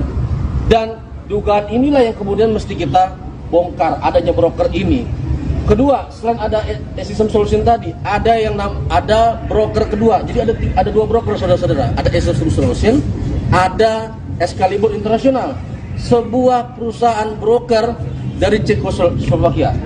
Dia terkenal di dunia dengan menjual barang-barang ex-Uni Soviet. Nah, broker ini kemudian yang diberitakan dalam berbagai macam media, baik lokal maupun internasional, membrokeri proses pembelian Mirage 2000 strip 5. Broker Excalibur International bukan satu kali bekerja sama dengan Kemenhan. Kalau kita cek sama-sama sekarang di website Excalibur International, ada satu mega proyek yang besar juga, senilai 500 juta euro, yaitu pengadaan sebuah medium range air defense yang juga gelap barangnya, gak jelas siapa produsennya, karena broker ini kan dia bukan produsen, tapi kemudian dia mengklaim bahwa dirinya sudah deal dengan Kementerian Pertahanan untuk menjual sebuah medium range air system defense seperti Iron Dome di Israel itu ke Indonesia. Nah, ini yang mesti kita tenggarai. Selain itu, teman-teman, kami juga menelusuri bahwa Excalibur International ini juga ya menjual senjata-senjata laras panjang dan laras pendek ke Indonesia. Ini sungguh menyakitkan di tengah pindad dan lembaga dan industri pertahanan lokal kita yang kembang kempis. Kementerian Pertahanan justru membolehkan sebuah broker atau sebuah perusahaan dari luar negeri yang barangnya kita bisa produksi sendiri untuk menjual belinya di Indonesia. Ini sungguh menyakitkan. Nah, oleh karena itu saya kira lingkaran setan ini harus kita buka. Ini menjadi awal supaya posisinya terang benderang. Tentu saja kita punya keterbatasan untuk mengetahui siapa Habib Bukharoba, siapa Excalibur International, dan apa permainannya di Kemenhan. Tapi yang jelas ada jejak digitalnya. Dia bolak-balik ketika sedang pemilu, teman-teman. Dan ada dugaan bahwa ada suap di sana. Oleh karena itu menjadi penting pimpinan KPK untuk segera menyelidiki ini dan membongkar ini seluas-luasnya kepada publik sehingga tidak ada lagi fitnah. Kan kita dikatakan fitnah nih kemarin nih. Supaya tidak ada lagi fitnah, ya. Kalau memang benar katakan benar, kalau memang ada suap telusuri, kalau tidak ada, ya mari kita sama-sama melanjutkan pengawasan masyarakat sipil ini. Saya kira itu. Oke. Laporan ini sama persis nggak sama yang kemarin? Mohon maaf sebelumnya, untuk sesi ini kita sudahi dulu. Kawan-kawan dari Koalisi Masyarakat Sipil akan melakukan pelaporan terlebih dahulu. Setelah melakukan pelaporan, nanti kita akan melakukan pembacaan. Apa ininya? Tanggapannya? Ya, kita tunggu lagi ya. Dugaan korupsi pembelian jet tempur Kemenhan, Koalisi Sipil lapor KPK. Koalisi Masyarakat Sipil untuk Reformasi Sektor Keamanan bakal melaporkan dugaan korupsi berupa suap pembelian pesawat tempur Mirage tahun 2000-5 oleh Kementerian Pertahanan, Kemhan, ke Komisi Pemberantasan Korupsi, KPK. Pelaporan akan dilakukan Koalisi Masyarakat Sipil untuk Reformasi Sektor Keamanan pada hari ini, Selasa, tanggal 13 Februari tahun 2024. Pelaporan akan dilaksanakan pada Selasa, tanggal 13 Februari tahun 2024, pukul 11 waktu Indonesia Barat, di KPK. Demikian keterangan dalam undangan peliputan laporan dugaan korupsi pengadaan pesawat Mirage tahun 2000-5 yang diterima Kompas.tv, Selasa. Koalisi Sipil menyebutkan pelaporan tersebut didasari adanya proses penyelidikan oleh Badan Anti Korupsi Uni Eropa, GRECO, terhadap Menteri Pertahanan, Menhan Prabowo Subianto atas dugaan korupsi pengadaan pesawat Mirage tahun 2000-5. Hal ini semakin dibuktikan dengan adanya sebuah telegram dari GRECO EU ke Kedutaan AS di Indonesia mengenai penyelidikan dugaan suap pembelian Mirage tahun 2000-5 oleh Indonesia. Demikian keterangan Koalisi Masyarakat Sipil. Dugaan tersebut, kata mereka juga, dikuatkan dengan bantahan Kemhan melalui siaran pers yang dilakukan pada Selasa, tanggal 12 Februari tahun 2024, yang menyebut bahwa kontrak pembelian Mirage tahun 2000-5 batal dikarenakan adanya syarat yang tidak dipenuhi. Namun diduga kuat indikasi pemberian kickback sebesar 7% dari total kontrak patut ditelusuri lebih lanjut, tegasnya. Herindra mengatakan, isu dugaan korupsi itu bisa mengganggu peta jalan penguatan pertahanan Indonesia. Saya tegaskan bahwa informasi-informasi tersebut adalah sesat, fitnah, kata Herindra seperti dikutip dari rekaman di kanal YouTube Kompas TV. Jika ini terus dikembangkan maka informasi-informasi saat ini dapat memperlemah upaya Kementerian Pertahanan dalam rancang sistem kekuatan pertahanan Indonesia, sambung Herindra.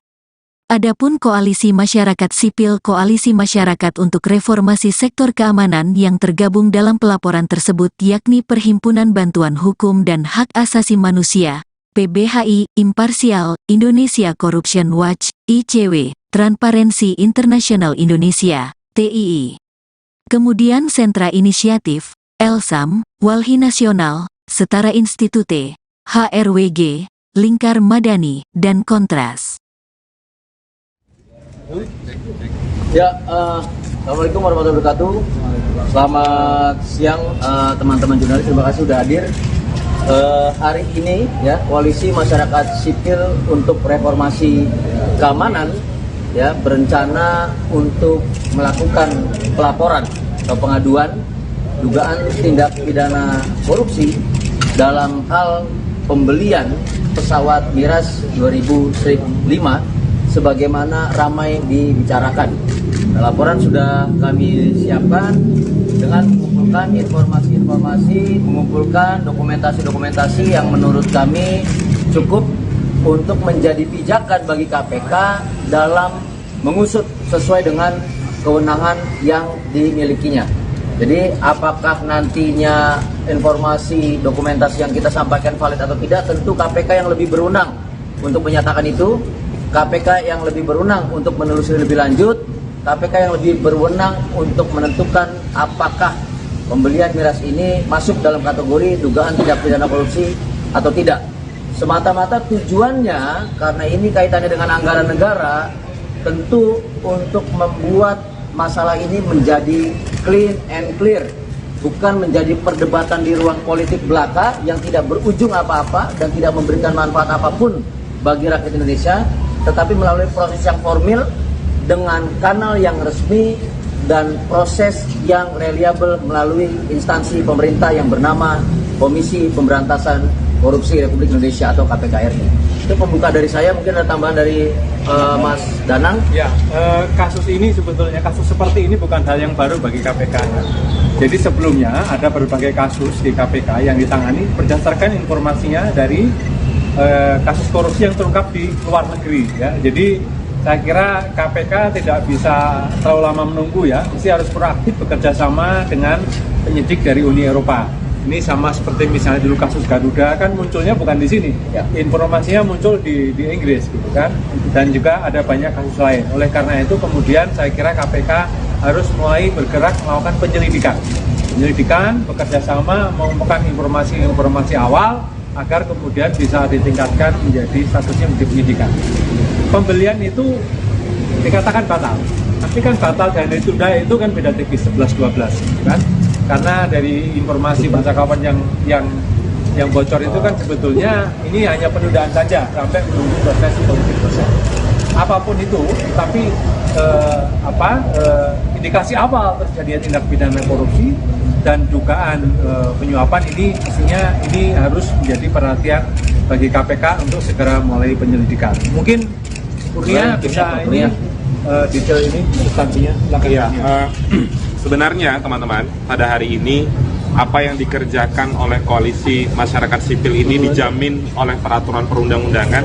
Ada pasal 41 Undang-Undang Tindak Pidana Korupsi soal peran serta masyarakat. Kami dalam posisi menjalankan ketentuan itu hari ini. Tadi kata Bang Ijul bahwa ketika laporan itu disampaikan, maka tentu kami berharap ada tindak lanjut terkait dengan substansi dokumen yang kami serahkan. Beberapa waktu lalu pihak Kementerian Pertahanan, salah satunya melalui juru bicara Prabowo Subianto, Saudara Dhanil Anzar Simanjuntak mengatakan kontrak ini sudah dibatalkan. Oleh sebab itu, kita sebagai masyarakat karena sudah terlanjur terpapar oleh informasi terkait dengan kontrak tersebut, di mana kami melihat ada indikasi kemahalan dalam proses pembelian tersebut, maka dari itu harus dibuka kepada publik kontrak yang dibatalkan itu yang mana. Dan juga harus ada dokumen administrasi yang menyatakan bahwa dokumen itu batal. Selain dari itu, lazimnya sebuah kontrak dalam konteks hukum perdata, ketika ada proses pembatalan, maka ada konsekuensi yang akan diterima oleh pihak yang membatalkan. Oleh sebab itu, konsekuensi tersebut juga harus dijelaskan. Ketika konsekuensi itu misalnya dianggap sebagai one prestasi, maka Indonesia harus membayar sejumlah uang. Dan itu bukan tidak mungkin dapat dikategorikan sebagai kerugian keuangan negara. Namun lagi-lagi kami tentu menyerahkan hasil analisa dari sejumlah organisasi masyarakat sipil kepada Komisi Pemberantasan Korupsi. Ada juga informasi yang tersebar beberapa hari atau beberapa minggu ke belakang terkait dengan indikasi kickback diterima oleh pejabat di Kementerian Pertahanan. Tentu kami sebagai masyarakat punya keterbatasan untuk mengakses bukti, untuk memperoleh keterangan, untuk melakukan tindakan penegakan hukum atau pro justisia. Oleh sebab itu, atas keterbatasan itulah langkah kami tergerak ke KPK untuk menyerahkan kepada instansi terkait dengan harapan agar dapat ditindaklanjuti. Tadi yang disampaikan Mas Danang terkait dengan kerjasama internasional antara penyidik KPK dengan penyidik di luar negeri sudah banyak terjadi. Salah satu bukti konkretnya dalam kasus, selain kasus Garuda, ada kasus KTP elektronik. Dan juga dalam kasus ini, karena sempat tersiar kabar Badan Anti Korupsi Luar Negeri mengirimkan surat terkait dengan permintaan penyelidikan terhadap pengadaan ini, terlepas itu benar atau salah, tapi itu yang kami serahkan kepada KPK. Dan KPK sangat punya kemampuan, baik SDM maupun pengalaman untuk mengadakan kerjasama proses penegakan hukum untuk memverifikasi kebenaran dari berita-berita yang selama ini tersiar di publik. Itu mungkin Bang Jul. Baik. Atau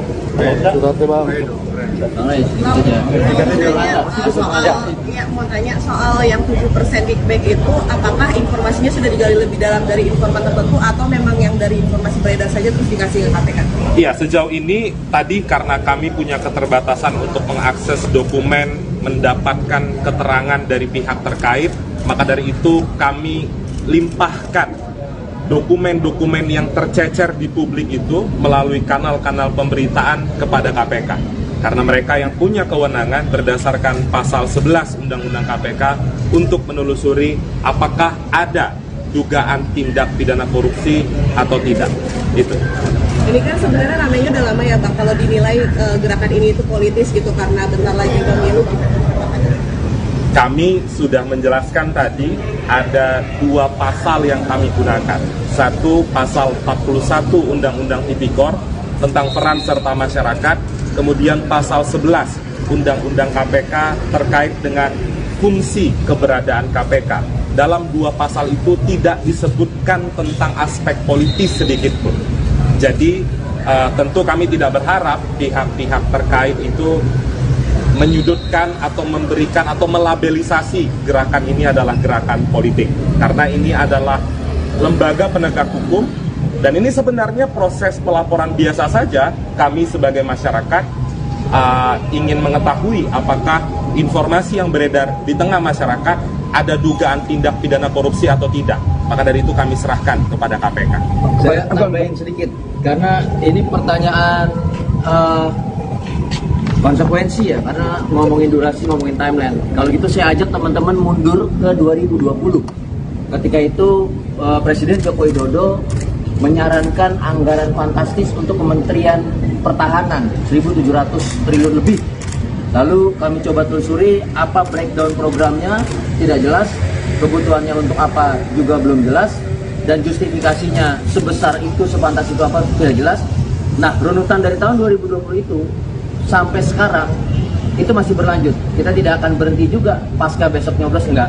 Masih ada lagi yang lain yang terus akan kami contoh, kami kejar. Satu contoh di awal, ketika itu kami tanya soal keterlibatan PT TNI. Ya, penunjukan langsung yang menurut kami bertentangan dengan Undang-Undang Nomor 12 Tahun 2016 tentang Industri Pertahanan. Kami sudah sampaikan secara resmi kepada Ombudsman apakah surat itu maladministrasi atau tidak. Satu. Yang kedua, soal komponen cadangan. Bahkan soal komponen cadangan ini ya kita sudah sampai ke Mahkamah Konstitusi. Jadi teman-teman koalisi ini bukan hari ini saja bergerak, bukan menuju 14 Februari hari Valentine besok gitu ya, bukan. Tapi di 2021 BPK sendiri sudah menemukan catatan dalam auditnya senilai 531,49 triliun terkait dengan program komponen cadangan. Lalu belakangan yang ramai adalah kasus Milan. Jadi perjalanan kami sudah panjang ya dari tahun 2020 sejak diketuknya anggaran fantastis untuk Kementerian Pertahanan, dan kami nggak akan berhenti di sini sebelum anggaran fantastis itu bisa dijelaskan secara terbuka untuk apa, dengan siapa, oleh siapa, menguntungkan siapa atau tidak. Maka kami akan terus melanjutkan koalisi ini sampai itu bisa tuntas. Jadi itu jawaban untuk timeline.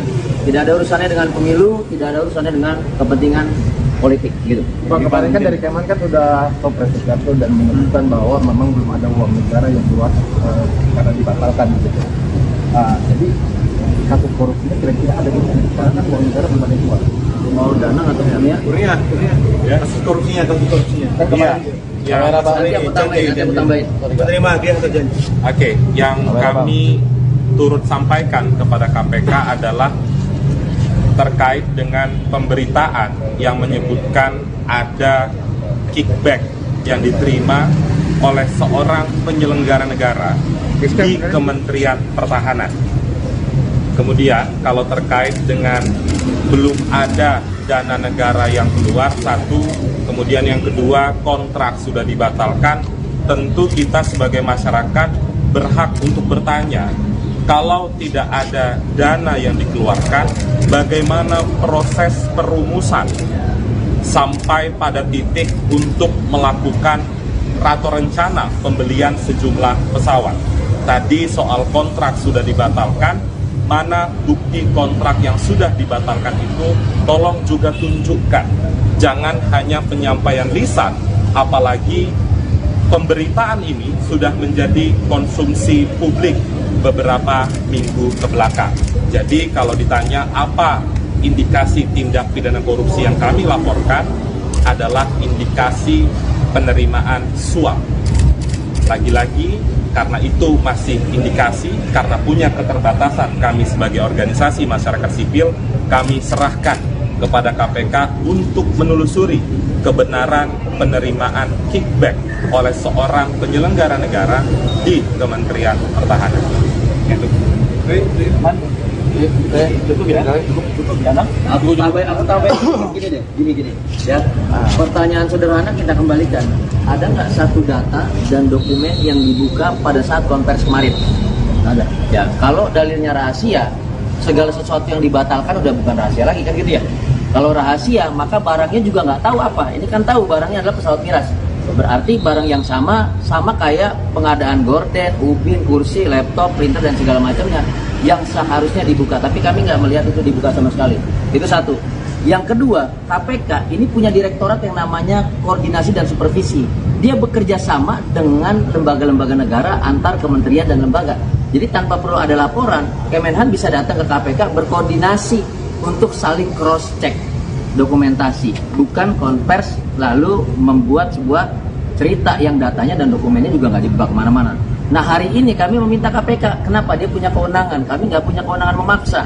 KPK punya kewenangan memeriksa, membuka data dan menguji kebenaran data itu. Nah ini adalah pemantik, supaya apa? Supaya yang diperdebatkan di level politik ini konkret di hadapan masyarakat, apakah sebuah tindak pidana atau bukan. Jadi kita tidak perlu ribut-ribut di medsos, tidak perlu lagi berpendapat ini segala macam karena sudah ada instansi yang berwenang. Mari kita rujuk apa yang dilakukan oleh instansi yang berwenang, yaitu KPK. Gitu. Mungkin skandal soal Miras, nanti Mas Hussein bisa jelaskan kenapa Miras itu sejak 2023 kontraknya persoalan dan masalah penggunaan Miras. Saya jelasin dulu maksud pihak ketiga dan apa aja tadi Bang? Miras dari awal. Pertama, teman-teman, perlu diketahui bahwa Miras itu, saya Hussein, saya dari Imparsial.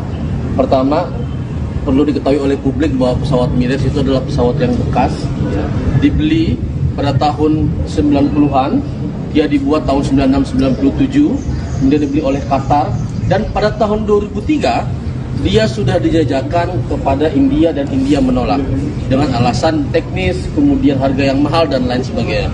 Jadi ada problem di pesawat itu. Dan memang sejak tahun 2003 sudah dijajakan ke negara-negara termasuk India. 2005 ditawarkan ke Indonesia secara gratis. Dan pada saat itu Indonesia secara resmi menolak, ya. Menolak untuk tidak mengakuisisi Miras 2000-5 itu. Belasan tahun berselang, kemudian ditawarkan lagi ke Indonesia dengan harga yang sangat fantastis, ya. Kok bisa sesuatu yang sebelum ditawarkan secara gratis itu kemudian ditawarkan kembali dengan harga yang fantastis kemudian mau dibeli. Nah ini yang kemudian jadi problem kita bersama dari segi teknis. Kedua, Miras 2000-5 itu dikatakan sebagai stopgap untuk mengganti pesawat F5 kita yang sudah uzur. Itu betul. Akan tetapi pilihannya sebetulnya bukan hanya Miras 2005. Banyak sekali pesawat yang bisa ready, yang kita bisa beli. Kenapa kemudian kita harus beli yang bekas? Cina menawarkan, Rusia menawarkan dengan harga yang kurang lebih kompetitif seperti yang ditawarkan oleh harga yang dari Qatar. Ketiga, ada problem bahwa ini ada broker dalam jual beli Miras 2005. Pertama, ada keterlibatan orang yang disebut-sebut sebagai rekan dekat dari Prabowo Subianto, namanya Habib Bukharoba.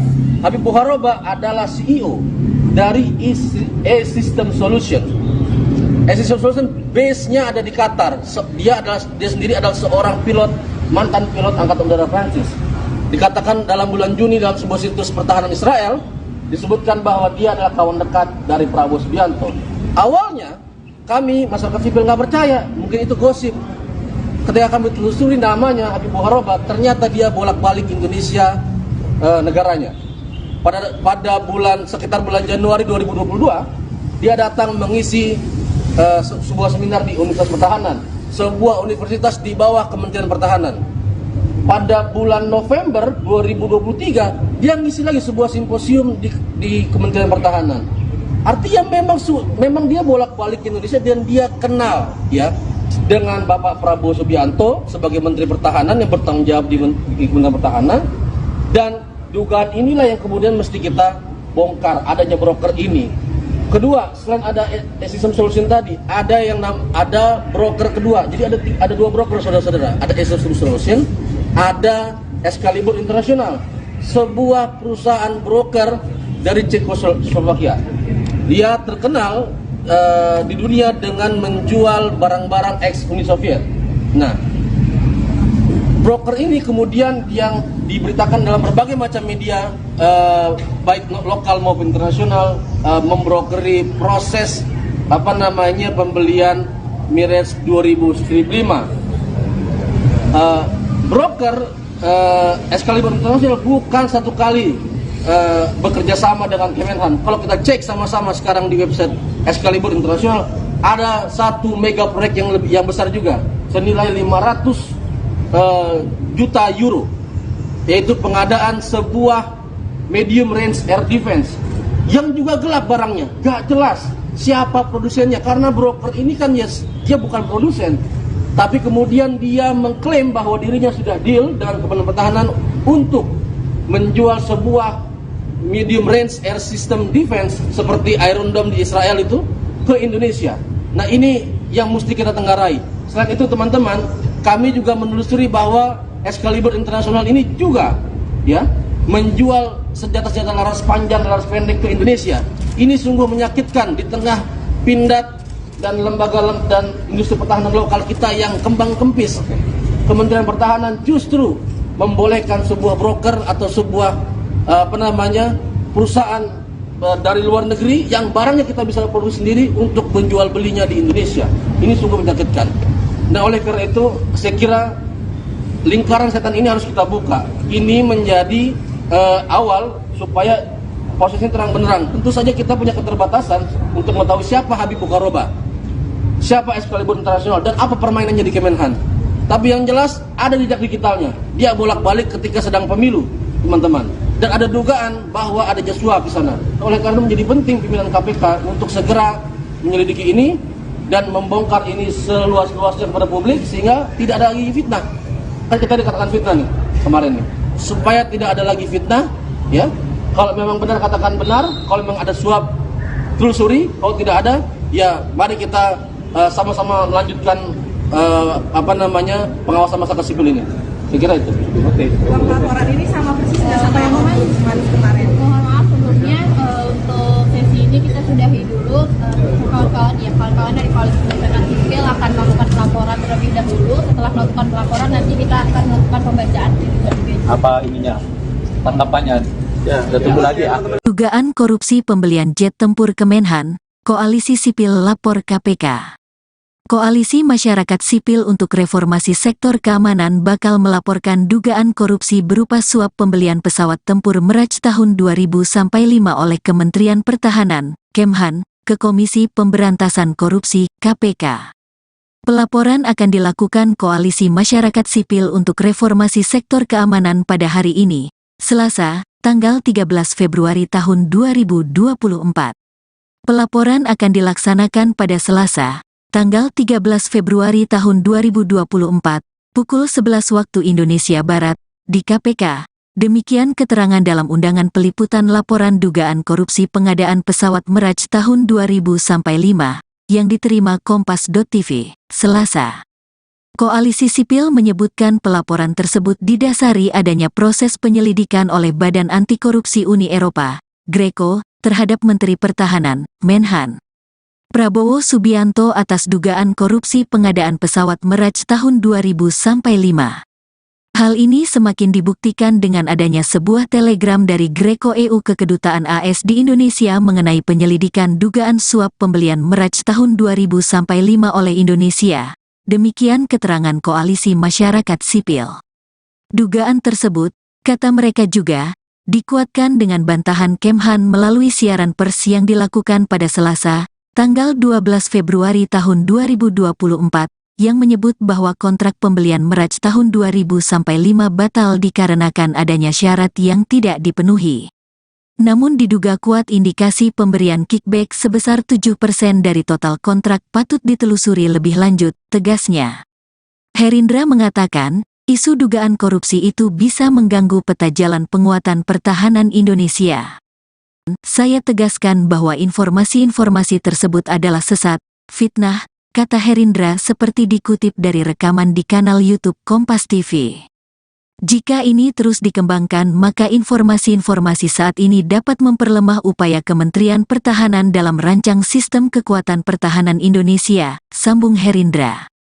Adapun Koalisi Masyarakat Sipil Koalisi Masyarakat untuk Reformasi Sektor Keamanan yang tergabung dalam pelaporan tersebut yakni Perhimpunan Bantuan Hukum dan Hak Asasi Manusia, PBHI, Imparsial, Indonesia Corruption Watch, ICW, Transparency International Indonesia, TII. Kemudian Sentra Inisiatif, Elsam, Walhi Nasional, Setara Institute, HRWG, Lingkar Madani, dan Kontras. Ya, Assalamualaikum warahmatullahi wabarakatuh. Selamat siang teman-teman jurnalis, terima kasih sudah hadir. Hari ini ya, Koalisi Masyarakat Sipil untuk Reformasi Keamanan ya berencana untuk melakukan pelaporan atau pengaduan dugaan tindak pidana korupsi dalam hal pembelian pesawat Miras 2005 sebagaimana ramai dibicarakan. Laporan sudah kami siapkan dengan mengumpulkan informasi-informasi, mengumpulkan dokumentasi-dokumentasi yang menurut kami cukup untuk menjadi pijakan bagi KPK dalam mengusut sesuai dengan kewenangan yang dimilikinya. Jadi apakah nantinya informasi dokumentasi yang kita sampaikan valid atau tidak, tentu KPK yang lebih berwenang untuk menyatakan itu. KPK yang lebih berwenang untuk menelusuri lebih lanjut, KPK yang lebih berwenang untuk menentukan apakah pembelian miras ini masuk dalam kategori dugaan tindak pidana korupsi atau tidak. Semata-mata tujuannya, karena ini kaitannya dengan anggaran negara, tentu untuk membuat masalah ini menjadi clean and clear, bukan menjadi perdebatan di ruang politik belaka yang tidak berujung apa-apa dan tidak memberikan manfaat apapun bagi rakyat Indonesia, tetapi melalui proses yang formil dengan kanal yang resmi dan proses yang reliable melalui instansi pemerintah yang bernama Komisi Pemberantasan Korupsi Republik Indonesia atau KPK RI. Itu pembuka dari saya, mungkin ada tambahan dari Mas Danang. Ya, kasus ini sebetulnya, kasus seperti ini bukan hal yang baru bagi KPK. Jadi sebelumnya ada berbagai kasus di KPK yang ditangani berdasarkan informasinya dari kasus korupsi yang terungkap di luar negeri ya. Jadi saya kira KPK tidak bisa terlalu lama menunggu ya, mesti harus proaktif bekerja sama dengan penyidik dari Uni Eropa. Ini sama seperti misalnya dulu kasus Garuda kan munculnya bukan di sini, ya. Informasinya muncul di Inggris gitu kan, dan juga ada banyak kasus lain. Oleh karena itu kemudian saya kira KPK harus mulai bergerak melakukan penyelidikan, bekerja sama mengumpulkan informasi awal agar kemudian bisa ditingkatkan menjadi statusnya menjadi penyidikan. Pembelian itu dikatakan batal, tapi kan batal dan ditunda itu kan beda tipis 11-12 kan? Karena dari informasi kawan yang bocor itu kan sebetulnya ini hanya penundaan saja sampai menunggu proses politik selesai. Apapun itu, tapi indikasi awal terjadinya tindak pidana korupsi dan dugaan penyuapan ini mestinya ini harus menjadi perhatian bagi KPK untuk segera mulai penyelidikan. Mungkin Kurnia bisa ini detail ini substansinya. Iya, sebenarnya teman-teman pada hari ini apa yang dikerjakan oleh Koalisi Masyarakat Sipil ini dijamin oleh peraturan perundang-undangan. Ada pasal 41 Undang-Undang Tindak Pidana Korupsi soal peran serta masyarakat. Kami dalam posisi menjalankan ketentuan itu hari ini. Tadi kata Bang Ijul bahwa ketika laporan itu disampaikan, maka tentu kami berharap ada tindak lanjut terkait dengan substansi dokumen yang kami serahkan. Beberapa waktu lalu pihak Kementerian Pertahanan, salah satunya melalui juru bicara Prabowo Subianto, Saudara Dhanil Anzar Simanjuntak mengatakan kontrak ini sudah dibatalkan. Oleh sebab itu, kita sebagai masyarakat karena sudah terlanjur terpapar oleh informasi terkait dengan kontrak tersebut, di mana kami melihat ada indikasi kemahalan dalam proses pembelian tersebut, maka dari itu harus dibuka kepada publik kontrak yang dibatalkan itu yang mana. Dan juga harus ada dokumen administrasi yang menyatakan bahwa dokumen itu batal. Selain dari itu, lazimnya sebuah kontrak dalam konteks hukum perdata, ketika ada proses pembatalan, maka ada konsekuensi yang akan diterima oleh pihak yang membatalkan. Oleh sebab itu, konsekuensi tersebut juga harus dijelaskan. Ketika konsekuensi itu misalnya dianggap sebagai one prestasi, maka Indonesia harus membayar sejumlah uang. Dan itu bukan tidak mungkin dapat dikategorikan sebagai kerugian keuangan negara. Namun lagi-lagi kami tentu menyerahkan hasil analisa dari sejumlah organisasi masyarakat sipil kepada Komisi Pemberantasan Korupsi. Ada juga informasi yang tersebar beberapa hari atau beberapa minggu ke belakang terkait dengan indikasi kickback diterima oleh pejabat di Kementerian Pertahanan. Tentu kami sebagai masyarakat punya keterbatasan untuk mengakses bukti, untuk memperoleh keterangan, untuk melakukan tindakan penegakan hukum atau pro justisia. Oleh sebab itu, atas keterbatasan itulah langkah kami tergerak ke KPK untuk menyerahkan kepada instansi terkait dengan harapan agar dapat ditindaklanjuti. Tadi yang disampaikan Mas Danang terkait dengan kerjasama internasional antara penyidik KPK dengan penyidik di luar negeri sudah banyak terjadi. Salah satu bukti konkretnya dalam kasus, selain kasus Garuda, ada kasus KTP elektronik. Dan juga dalam kasus ini, karena sempat tersiar kabar Badan Anti Korupsi Luar Negeri mengirimkan surat terkait dengan permintaan penyelidikan terhadap pengadaan ini, terlepas itu benar atau salah, tapi itu yang kami serahkan kepada KPK. Dan KPK sangat punya kemampuan, baik SDM maupun pengalaman untuk mengadakan kerjasama proses penegakan hukum untuk memverifikasi kebenaran dari berita-berita yang selama ini tersiar di publik. Itu mungkin Bang Jul. Baik. Atau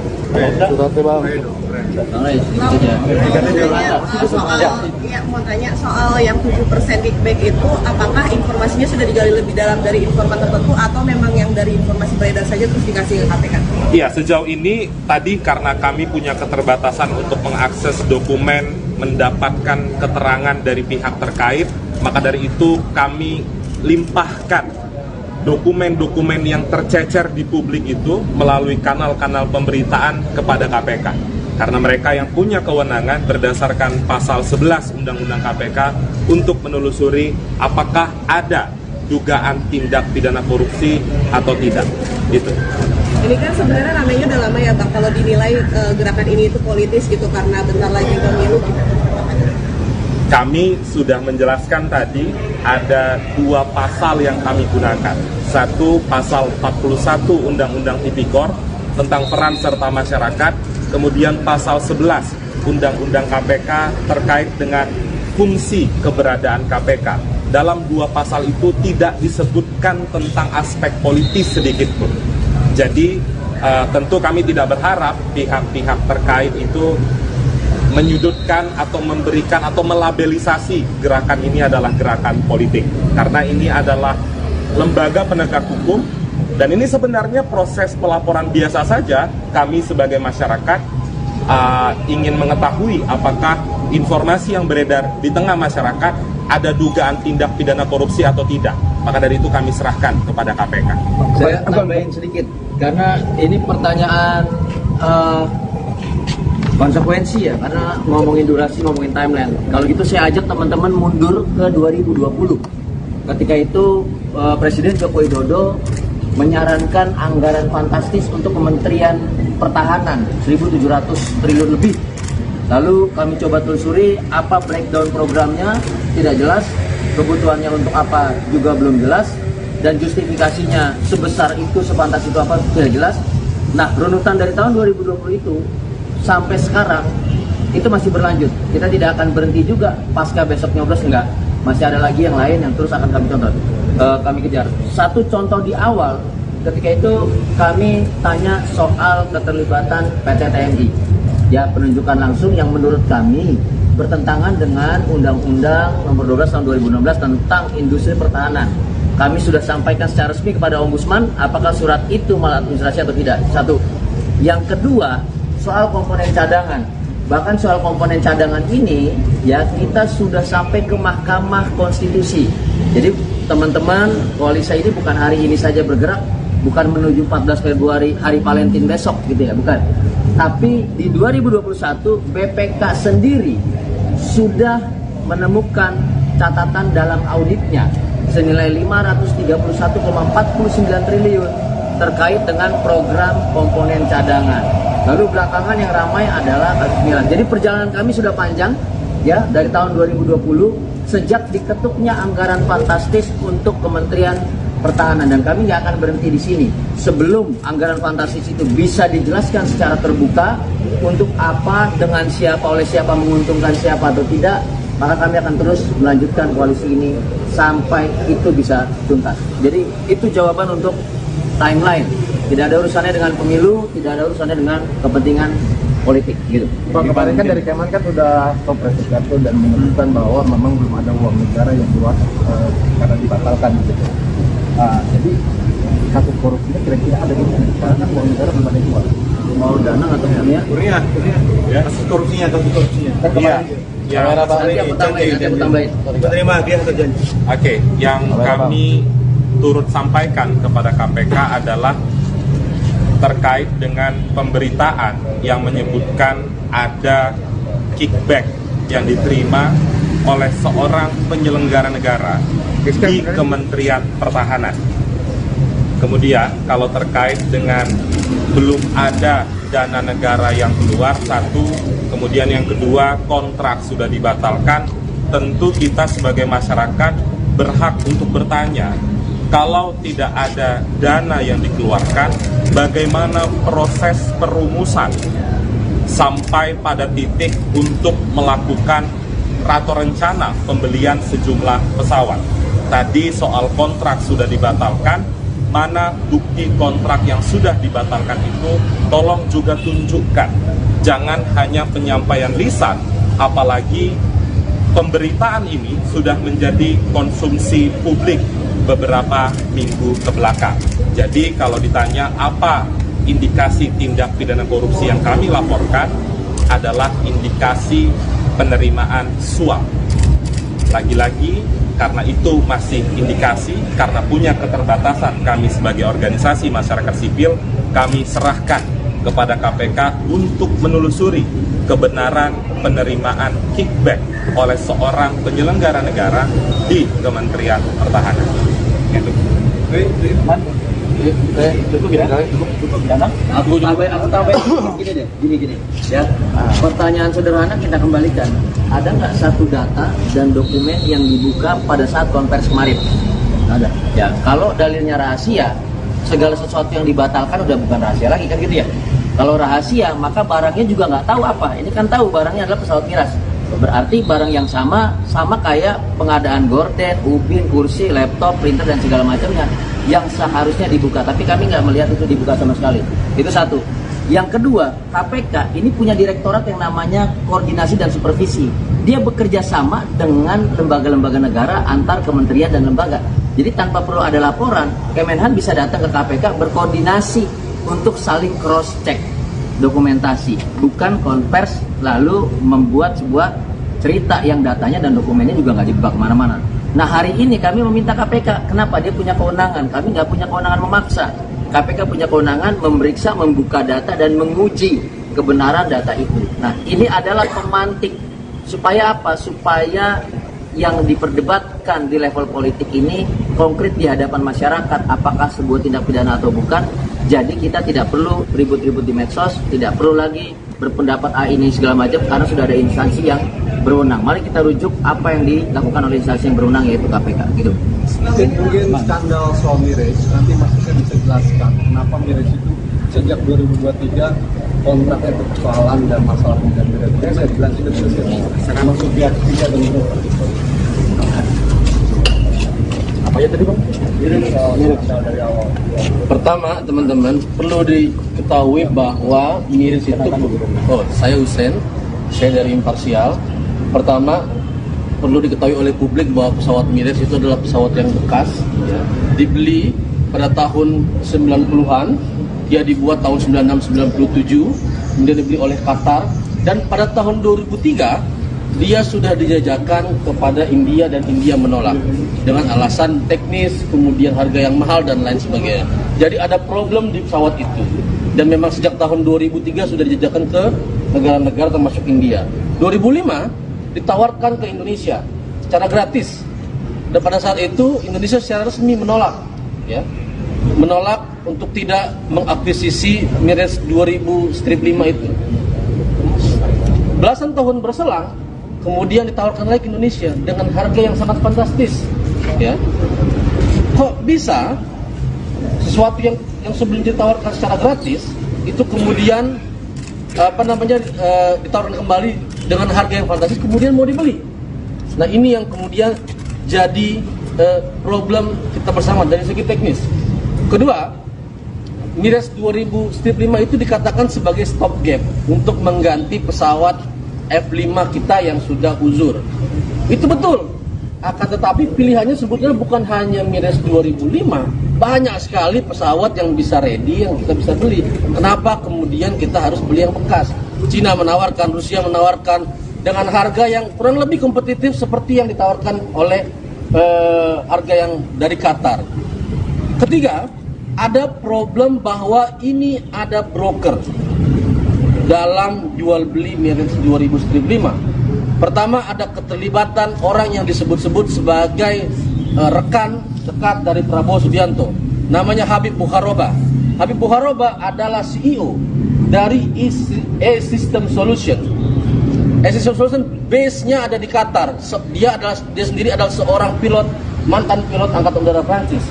Dikatakan dalam bulan Juni dalam sebuah situs pertahanan Israel disebutkan bahwa dia adalah kawan dekat dari Prabowo Subianto. Awalnya kami masyarakat sipil nggak percaya, mungkin itu gosip. Ketika kami telusuri namanya Habib Bukharoba, ternyata dia bolak-balik Indonesia negaranya. Pada sekitar bulan Januari 2022, dia datang mengisi sebuah seminar di Universitas Pertahanan, sebuah universitas di bawah Kementerian Pertahanan. Pada bulan November 2023, dia ngisi lagi sebuah simposium di Kementerian Pertahanan. Artinya memang dia bolak-balik Indonesia dan dia kenal, ya, dengan Bapak Prabowo Subianto sebagai Menteri Pertahanan yang bertanggung jawab di Kementerian Pertahanan. Dan dugaan inilah yang kemudian mesti kita bongkar, adanya broker ini. Kedua, selain ada E-System Solution tadi, ada broker kedua. Jadi ada dua broker, saudara-saudara. Ada E-System Solution, ada Excalibur International, sebuah perusahaan broker dari Cekoslovakia. Dia terkenal di dunia dengan menjual barang-barang ex-Uni Soviet. Nah, broker ini kemudian yang diberitakan dalam berbagai macam media, baik lokal maupun internasional, membrokeri proses pembelian Mirage 2000-5. Broker Excalibur International bukan satu kali bekerja sama dengan Kemenhan. Kalau kita cek sama-sama sekarang di website Excalibur International, ada satu mega proyek yang besar juga, senilai 500 juta euro, yaitu pengadaan sebuah medium range air defense yang juga gelap barangnya, gak jelas siapa produsennya, karena broker ini kan dia bukan produsen, tapi kemudian dia mengklaim bahwa dirinya sudah deal dengan Kementerian Pertahanan untuk menjual sebuah medium range air system defense seperti Iron Dome di Israel itu ke Indonesia. Nah, ini yang mesti kita tenggarai. Selain itu, teman-teman, kami juga menelusuri bahwa Excalibur International ini juga, ya, menjual senjata-senjata laras panjang, laras pendek ke Indonesia. Ini sungguh menyakitkan di tengah pindad dan lembaga dan industri pertahanan lokal kita yang kembang kempis. Kementerian Pertahanan justru membolehkan sebuah broker atau sebuah perusahaan dari luar negeri yang barangnya kita bisa produksi sendiri untuk menjual belinya di Indonesia. Ini sungguh menyakitkan. Nah, oleh karena itu saya kira lingkaran setan ini harus kita buka. Ini menjadi awal supaya prosesnya terang benderang. Tentu saja kita punya keterbatasan untuk mengetahui siapa Habib Bukharoba, siapa Excalibur International, dan apa permainannya di Kemenhan. Tapi yang jelas ada jejak digitalnya. Dia bolak-balik ketika sedang pemilu, teman-teman.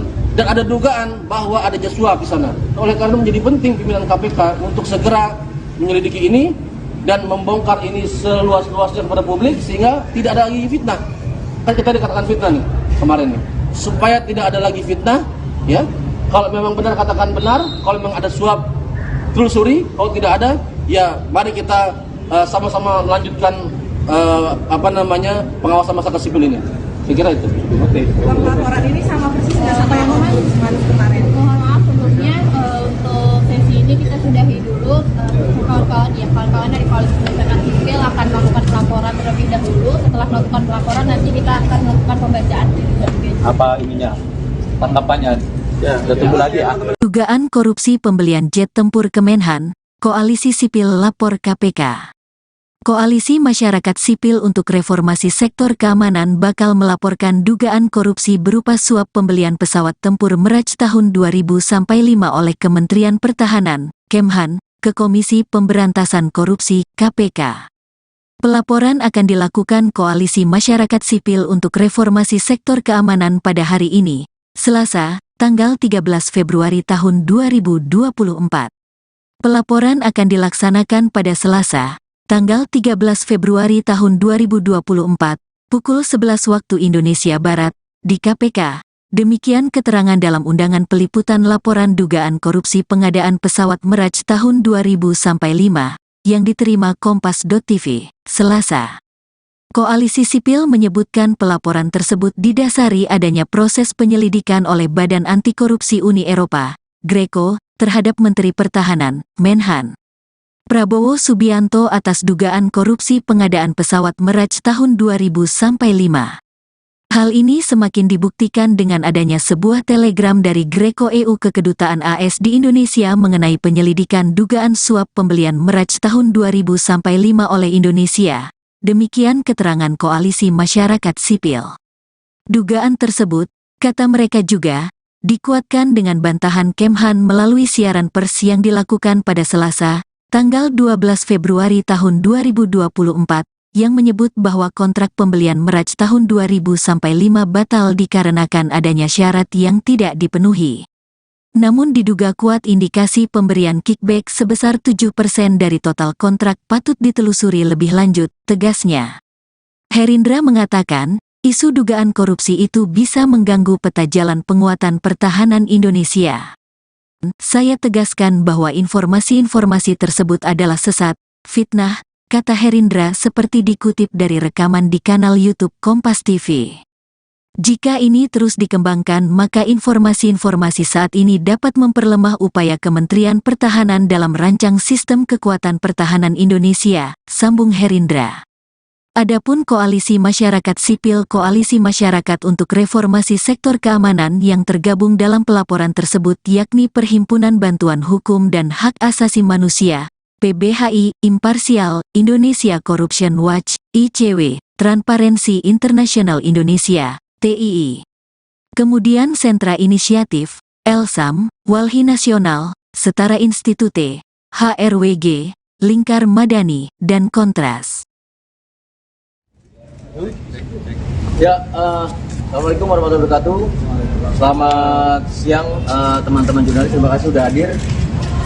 Hari ini ya Koalisi Masyarakat Sipil untuk Reformasi Keamanan ya berencana untuk melakukan pelaporan atau pengaduan dugaan tindak pidana korupsi dalam hal pembelian pesawat Mirage 2005 sebagaimana ramai dibicarakan. Laporan sudah kami siapkan dengan mengumpulkan informasi-informasi, mengumpulkan dokumentasi-dokumentasi yang menurut kami cukup untuk menjadi pijakan bagi KPK dalam mengusut sesuai dengan kewenangan yang dimilikinya. Jadi apakah nantinya informasi dokumentasi yang kita sampaikan valid atau tidak, tentu KPK yang lebih berwenang untuk menyatakan itu. KPK yang lebih berwenang untuk menelusuri lebih lanjut, KPK yang lebih berwenang untuk menentukan apakah pembelian Mirage ini masuk dalam kategori dugaan tindak pidana korupsi atau tidak. Semata-mata tujuannya, karena ini kaitannya dengan anggaran negara, tentu untuk membuat masalah ini menjadi clean and clear, bukan menjadi perdebatan di ruang politik belaka yang tidak berujung apa-apa dan tidak memberikan manfaat apapun bagi rakyat Indonesia, tetapi melalui proses yang formil dengan kanal yang resmi dan proses yang reliable melalui instansi pemerintah yang bernama Komisi Pemberantasan Korupsi Republik Indonesia atau KPK RI. Itu pembuka dari saya, mungkin ada tambahan dari Mas Danang. Ya, kasus ini sebetulnya, kasus seperti ini bukan hal yang baru bagi KPK. Jadi sebelumnya ada berbagai kasus di KPK yang ditangani berdasarkan informasinya dari kasus korupsi yang terungkap di luar negeri. Ya. Jadi saya kira KPK tidak bisa terlalu lama menunggu ya, mesti harus proaktif bekerja sama dengan penyidik dari Uni Eropa. Ini sama seperti misalnya dulu kasus Garuda kan munculnya bukan di sini, ya, informasinya muncul di Inggris gitu kan, dan juga ada banyak kasus lain. Oleh karena itu kemudian saya kira KPK harus mulai bergerak melakukan penyelidikan, bekerja sama mengumpulkan informasi awal agar kemudian bisa ditingkatkan menjadi statusnya menjadi penyidikan. Pembelian itu dikatakan batal, tapi kan batal dan ditunda itu kan beda tipis 11-12 kan. Karena dari informasi Bansakawan yang bocor itu kan sebetulnya ini hanya penundaan saja sampai menunggu proses politik selesai. Apapun itu, tapi indikasi awal terjadinya tindak pidana korupsi dan dugaan penyuapan ini mestinya ini harus menjadi perhatian bagi KPK untuk segera mulai penyelidikan. Mungkin Kurnia bisa ini detail ini substansinya. Iya. Sebenarnya teman-teman, pada hari ini apa yang dikerjakan oleh koalisi masyarakat sipil ini dijamin oleh peraturan perundang-undangan. Ada pasal 41 Undang-Undang Tindak Pidana Korupsi soal peran serta masyarakat. Kami dalam posisi menjalankan ketentuan itu hari ini. Tadi kata Bang Ijul bahwa ketika laporan itu disampaikan, maka tentu kami berharap ada tindak lanjut terkait dengan substansi dokumen yang kami serahkan.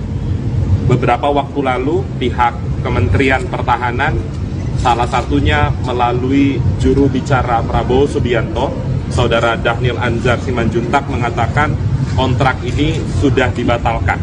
Oleh sebab itu kita sebagai masyarakat karena sudah terlanjur terpapar oleh informasi terkait dengan kontrak tersebut, di mana kami melihat ada indikasi kemahalan dalam proses pembelian tersebut, maka dari itu harus dibuka kepada publik kontrak yang dibatalkan itu yang mana, dan juga harus ada dokumen administrasi yang menyatakan bahwa dokumen itu batal. Selain dari itu, lazimnya sebuah kontrak dalam konteks hukum perdata, ketika ada proses pembatalan maka ada konsekuensi yang akan diterima oleh pihak yang membatalkan. Oleh sebab itu, konsekuensi tersebut juga harus dijelaskan. Ketika konsekuensi itu misalnya dianggap sebagai one prestasi, maka Indonesia harus membayar sejumlah uang. Dan itu bukan tidak mungkin dapat dikategorikan sebagai kerugian keuangan negara. Namun lagi-lagi kami tentu menyerahkan hasil analisa dari sejumlah organisasi masyarakat sipil kepada Komisi Pemberantasan Korupsi. Ada juga informasi yang tersebar beberapa hari atau beberapa minggu ke belakang terkait dengan indikasi kickback diterima oleh pejabat di Kementerian Pertahanan. Tentu kami sebagai masyarakat punya keterbatasan untuk mengakses bukti, untuk memperoleh keterangan, untuk melakukan tindakan penegakan hukum atau pro justisia. Oleh sebab itu, atas keterbatasan itulah langkah kami tergerak ke KPK untuk menyerahkan kepada instansi terkait dengan harapan agar dapat ditindaklanjuti. Tadi yang disampaikan Mas Danang terkait dengan kerjasama internasional antara penyidik KPK dengan penyidik di luar negeri sudah banyak terjadi. Salah satu bukti konkretnya dalam kasus, selain kasus Garuda, ada kasus KTP elektronik. Dan juga dalam kasus ini, karena sempat tersiar kabar Badan Anti Korupsi Luar Negeri mengirimkan surat terkait dengan permintaan penyelidikan terhadap pengadaan ini, terlepas itu benar atau salah, tapi itu yang kami serahkan kepada KPK. Dan KPK sangat punya kemampuan, baik SDM maupun pengalaman untuk mengadakan kerjasama proses penegakan hukum untuk memverifikasi kebenaran dari berita-berita yang selama ini tersiar di publik. Itu mungkin Bang Jul. Baik. Atau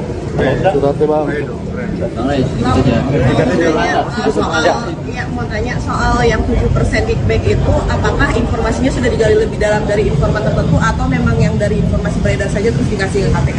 Iya, sejauh ini tadi karena kami punya keterbatasan untuk mengakses dokumen, mendapatkan keterangan dari pihak terkait, maka dari itu kami limpahkan dokumen-dokumen yang tercecer di publik itu melalui kanal-kanal pemberitaan kepada KPK. Karena mereka yang punya kewenangan berdasarkan pasal 11 Undang-Undang KPK untuk menelusuri apakah ada dugaan tindak pidana korupsi atau tidak. Itu. Ini kan sebenarnya ramainya udah lama ya Bang, kalau dinilai gerakan ini itu politis gitu karena bentar lagi pemilu gitu.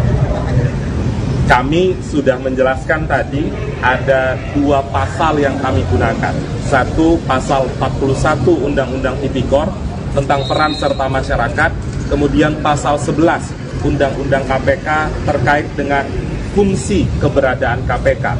Dalam 2 pasal itu tidak disebutkan tentang aspek politis sedikit pun.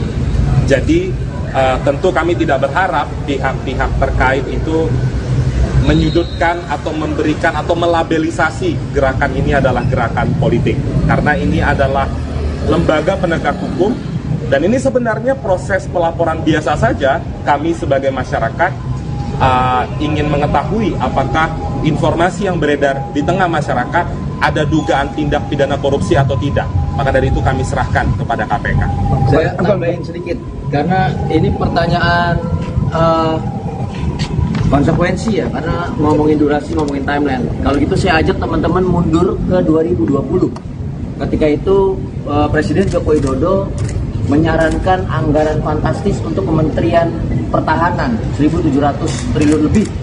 Lalu kami coba telusuri apa breakdown programnya, tidak jelas. Kebutuhannya untuk apa juga belum jelas. Dan justifikasinya sebesar itu, sepantas itu apa tidak jelas.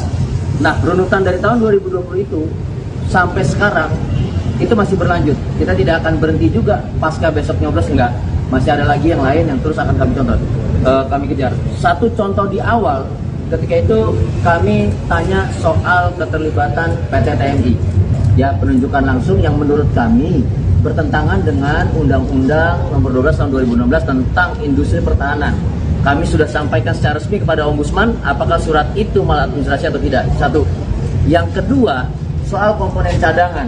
Bahkan soal komponen cadangan ini ya kita sudah sampai ke Mahkamah Konstitusi. Jadi teman-teman koalisi ini bukan hari ini saja bergerak, bukan menuju 14 Februari hari Valentine besok gitu ya, bukan. Tapi di 2021 BPK sendiri sudah menemukan catatan dalam auditnya senilai 531,49 triliun terkait dengan program komponen cadangan. Lalu belakangan yang ramai adalah kasus Milan. Jadi perjalanan kami sudah panjang ya dari tahun 2020 sejak